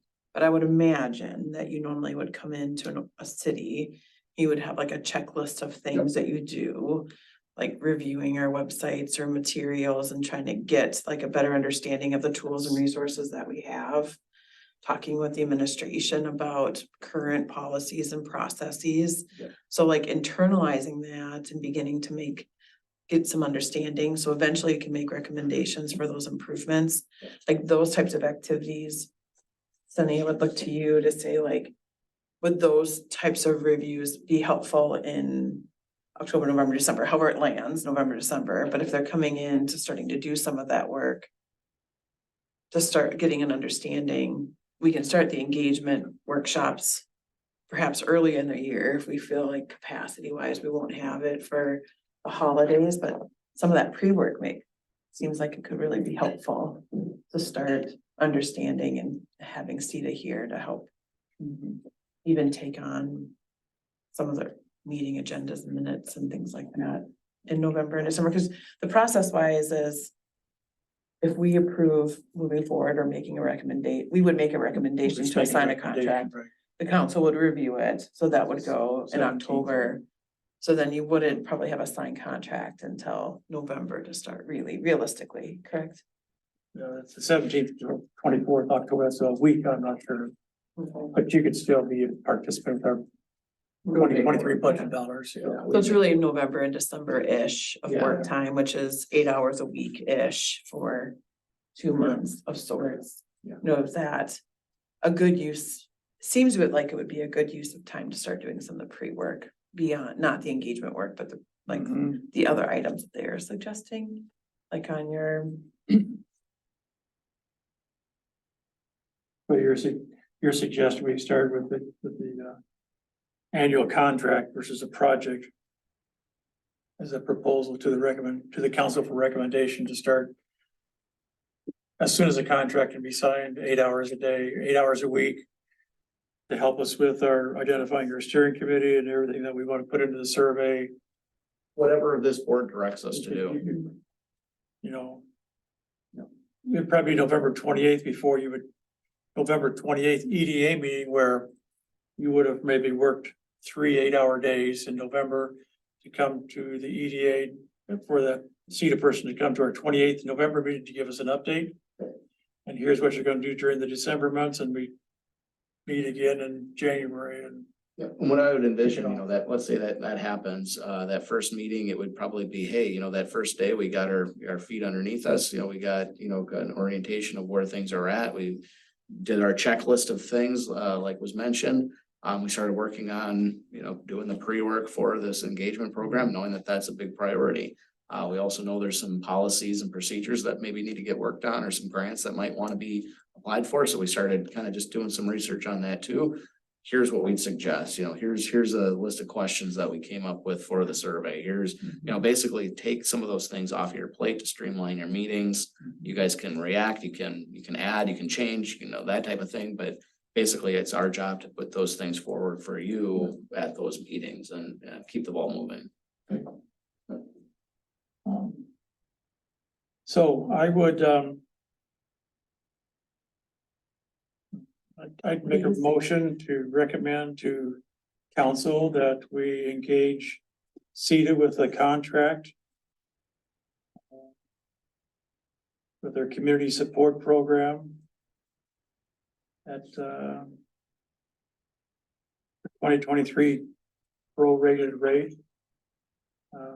As soon as council approves it on October 17th. Start working on the community engagement planning and facilitation through the balance of the year. So are we approving 2 contracts, 2023, and then we have to approve it again in 2024 in January? We could set it up either way, whatever's easier for you.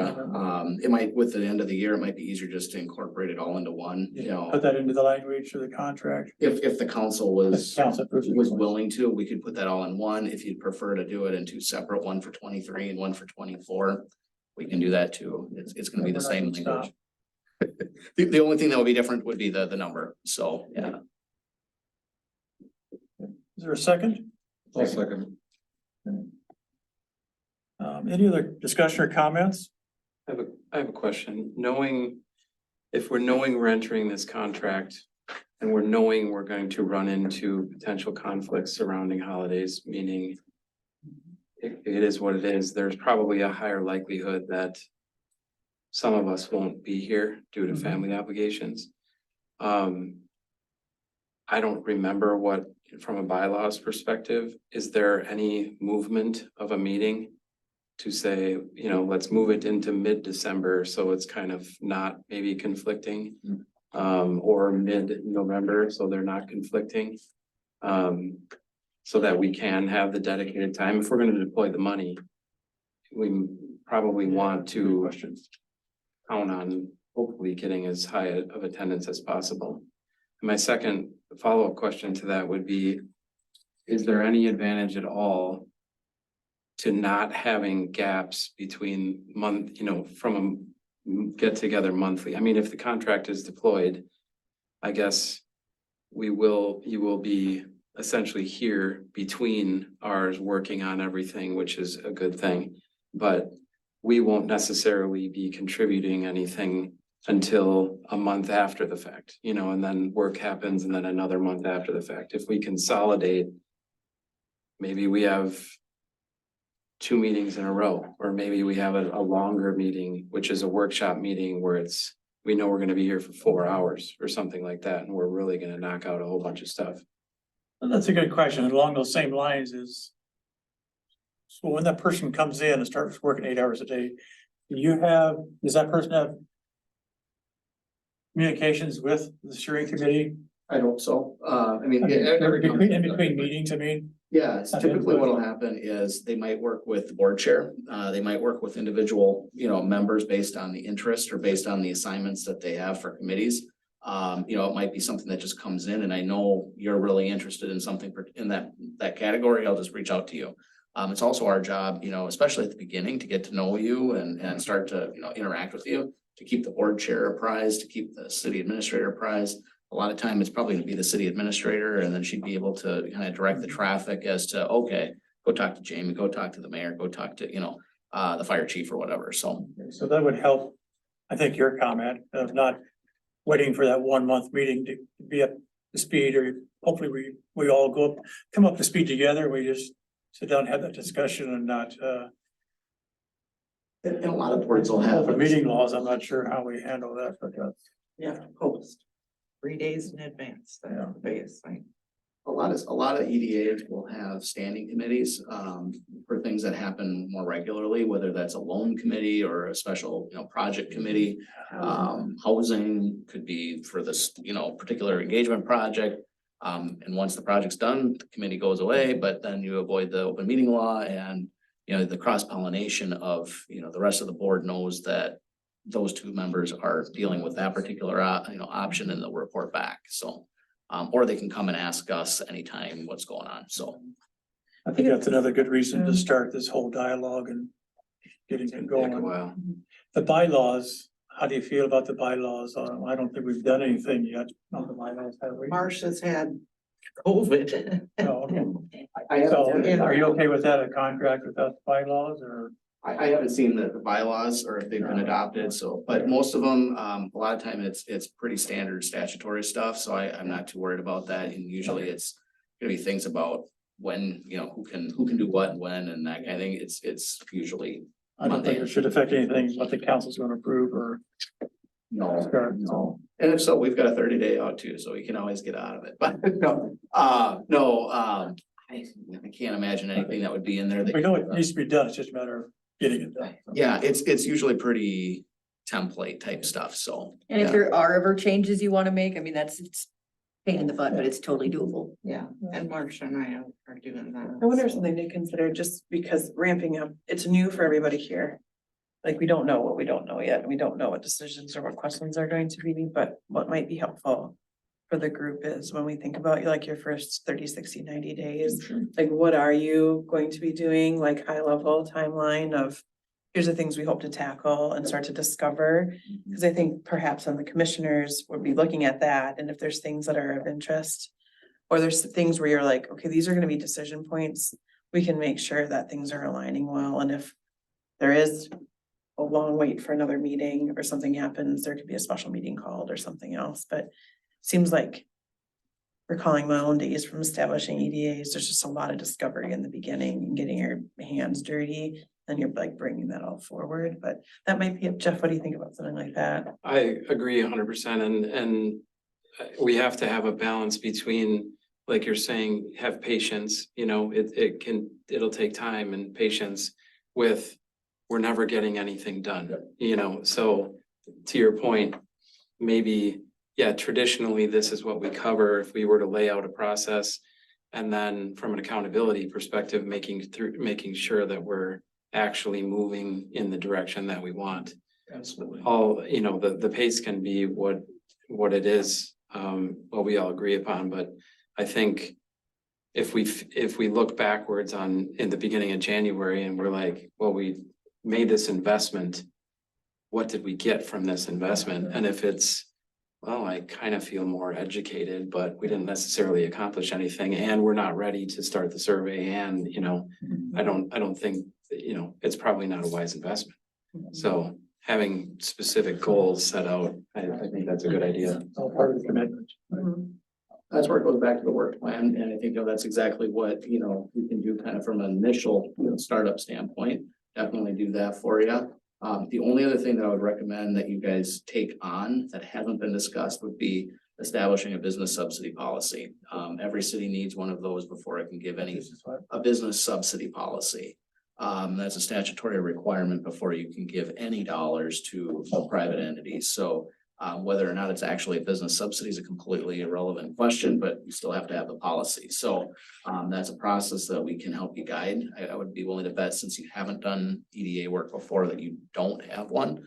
Although you maybe do if you did a TIF district for that data center. You might have one and you don't even know it. So that would be one to get out and make sure the rest of the board knows it exists. So that would be like a bit of my expectation, I think, like, is what are the things you're gonna be looking for? Yep. And then that helps, I think, Sunny and other staff be ready for the questions. It helps us understand what you're trying to discover. Yeah. And then what discussion points are gonna come up, like what you're gonna find, like you have this, you don't have this. A lot of that takes pretty little, just a little amount of time. Yeah. Maybe getting the things together might take a little more time, but you know, just getting everybody around the table comfortable. That's gonna take a few months, just to make sure everybody's around, because you only have so much time to get Yeah. together and meet. Okay. But yeah, you're right, you know, if you need to move a meeting, that's pretty normal, especially around holidays and things like that. We have a lot of Monday holidays in our calendar, so that seems to trip things up, but yeah, there's always ways to make it work, so. Any other comments on the motion? Seeing none, all those in favor, signify by saying aye. Aye. Oh, same sign. That's approved. First step. Appreciate your support and all the good questions and conversation. Thank you. We'll get a draft contract for the council meeting as October 17th. You said, Yes. so we'll get that drafted and then we'll start looking at. Have it like the Wednesday before. Oh, yeah, absolutely. Yeah, Okay. maybe in a week or two, we can get that to you. And then we'll start looking at who that person might be and start having that conversation with you as well and kind of go from there. So, yeah, absolutely. With the goal of, November 1st. So. I told you, I know, Target that. this train is not pulling off at a depot again, We're moving. we're moving. Good. No, I appreciate that. And we're excited. I think there's a lot of opportunities here and fun to be a part of that from the beginning. So. So we're gonna call this last hour brainstorming for tonight. Thank you, guys. Yeah, thank you. Thank you. Thank you. Thank you. We have some old business to take care of. What do we need to do there? And that is, again, just a placeholder kind of thing. I wanna make sure that we're continuing to keep those business items on there. The one question I would ask of you is, okay, so is this layout helpful, kind of? Yeah. Having the opportunity to bring back reports from opportunities that you had. And then a separate page of upcoming things, if you're. Yeah, like a lot. As I become aware of things. Let you know where that's. Is there something that we can put in, that's ongoing, where if businesses approach the city relevant to looking to develop something? Can that be incorporated into this? I mean, you had a big presentation where, you talked about Yeah, okay. everything, but a lot of things happen inside of a month, and rather than us just asking every time, has anybody sought out anything? Oh. I think it's something we could add under new business, just any development updates and Yeah, development. share with you what we can. Some of it's outside of private, confidentiality. yeah, to Oh, a certain yeah, point, but I'm I think it would be sure, yeah. helpful. I mean, because that's essentially, once we get going, hopefully we'll be reporting out. Hey, we're working on this, obviously, if it's not a private matter, but And that's what that EDA representative will help us with that process too. yeah. Do you think that would be helpful? We do that as well with our ADAs, just a further update on certain conversations. Mhm. Next meeting is October 24th. Everybody can attend that, that'd be great. That's a week after our council meeting, so we can report back the council's decision. I do have two just quick clarifying questions. I don't know where I asked those at, if it's under new business or if I just have some general questions I'm just not aware of. So Just- are those, where do I ask a general question? Well, and we can, again, this is new, so Sure. the agenda is evolving, right? So if you have things, we can just. It might be add more that. just like education, like my question, for example, is, like, there was a post on social media about this power line coming through Orinoco. I think it was Township. something, yes. Yes, yeah. And so then there was lots of buzz, of course, and because you sit on the EDA or on an HOA or whatever, people automatically come to you. Mhm. And there's things like that, I just don't know what to do with those questions. And I want to make sure, like, when there are questions about those sorts of things, where are we directing people? Should it just be like I don't wanna flood everybody to you, but like I went and looked and read about it and got educated, but it just seems like a lot of extra work, so I'm just trying to figure out, like, when we get questions like that, what's the best way to move or share information? Maybe that's just a one-off and there's not a lot of things Yeah, like either that. call That's myself or through the Sonny. township? I mean, Is that through? the yeah, township? there's a power line that goes through the township now, Um, and there's some discussion about it possibly following that, or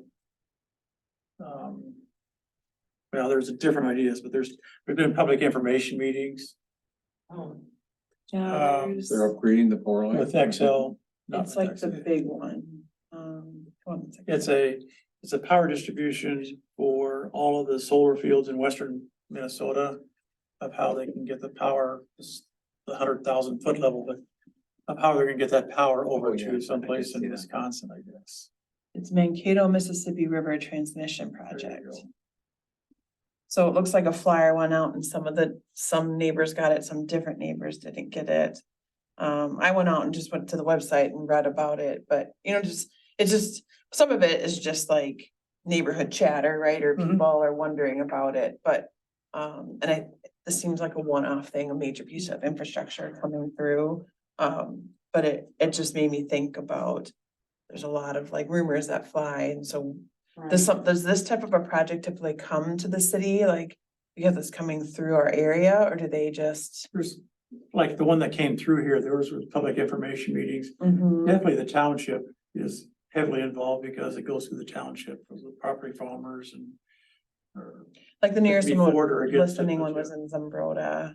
what's There's it? a listening session in Zumbrota, Mankato, Faribault, and then 2 online ones, like a navigating one and then a live online one. If anything, we should put it on our city website, or Facebook page. Sunny, I can send you the link and maybe you can take Yeah. a look and figure out if it's there. It just was, where's the information so people can get it to understand if it impacts them or not. I know the township supervisors are aware of it. That Okay, kind of came out of some of those Facebook posts. okay, sounds good.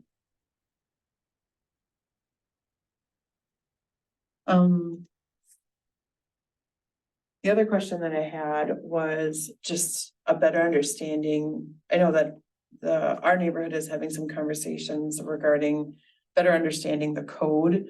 And from learning from P and Z and learning that there's some, like, I thought I read somewhere that, is there gonna be a code review next year in the budget? Is that what's being considered? Like, cause there's some confusion in the code, is like what people have said. Planning and zoning, like where things, city code, like where things can go and how it's described to be. And I didn't know how to answer that question when I thought I've overheard in conversation that there would be a review of code. And is that happening in next year?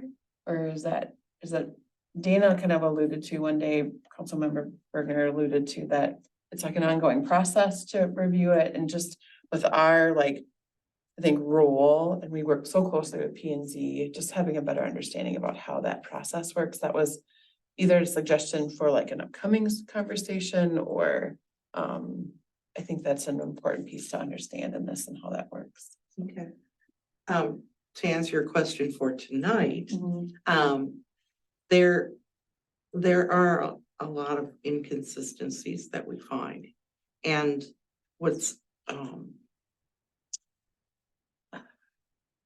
disappointing for me is that there are times when that discrepancy, I find, has already been identified earlier before I came, right? Yeah. But that's all they did was identify it. Or maybe fix it in one area, not recognizing that it affects this third area. And so part of my approach has been, I want it all fixed, but at this point, we have fixed as we've come across. And try to make sure that we're not missing anything or creating an unintended consequence in some other section of the code. Part of the RFP that is out now is part of the updating, an old comp plan, Okay. which should be, looked at every 5 years for sure. 8 years, 10 years, pick what you want, but, in the metro area, Met Council requires that. And here ours is 2006. So part of that, but then also aligning the city code, the future land use map, all those pieces that need to align the comprehensive plan so that whether you're on EDA or you're on PNC or you're on council, everybody is working from the same understanding. And regardless of when you come in, you can count on going to the city code, which is kind of the legal Bible, if you will, for a city, and know that's what's active.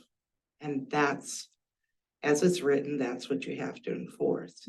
And as a city administrator, that's where it gets challenging when we find these discrepancies when okay, so does our code allow this or does it not? And it leaves some areas open a little bit to interpretation based on how you put the pieces So is together, the which is that RFP that's here. out there to help review the code?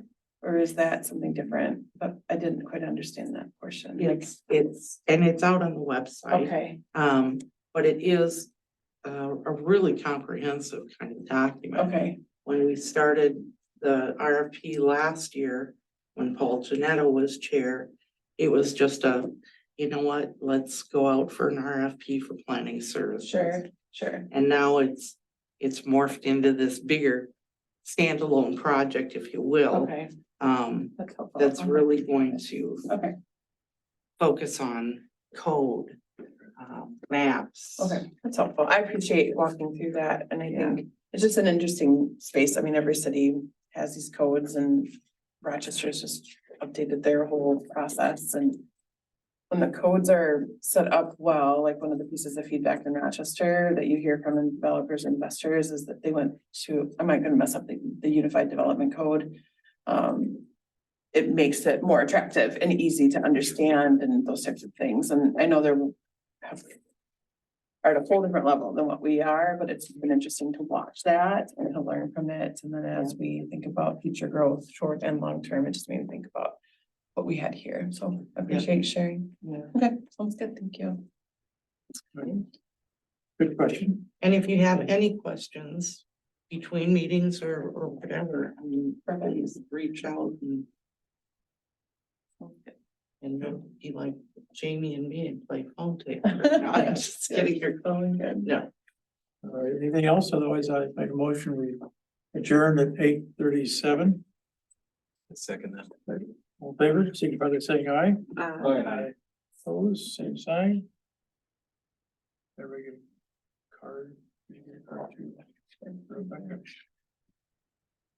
Thank you all.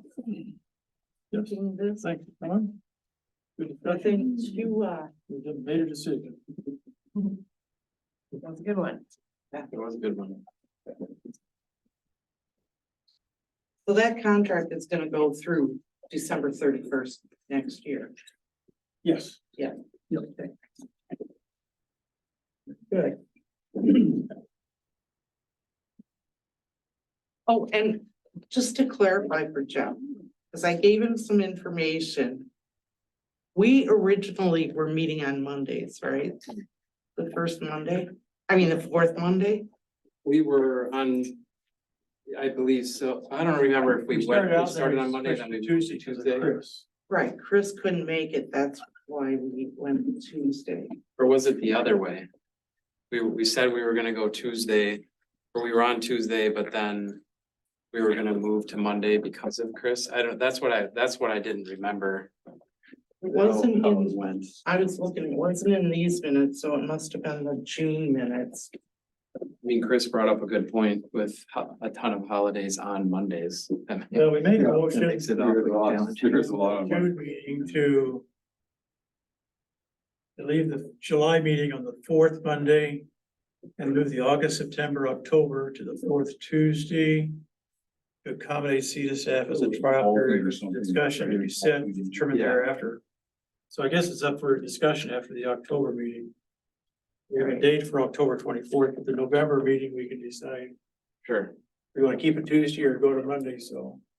okay, Well, you'll decide that at October, Yes. at the October Yeah, meeting. October 24th, that should be on the Cause agenda. like I said, the rest of, there's Martin Luther King, President's Day, well, all depends on lots of the holidays fall on Monday, it depends what our meeting falls on that Monday. Yeah. right, You just have to look at the calendar to see. Oh, yeah, that fourth. There's a lot of Monday holidays, but you just got to see if it's the fourth. Most of them don't fall on the fourth, they're either the first or Late second. early. right. of it. Have a good night, guys. Have a good rest of the week. Thank you.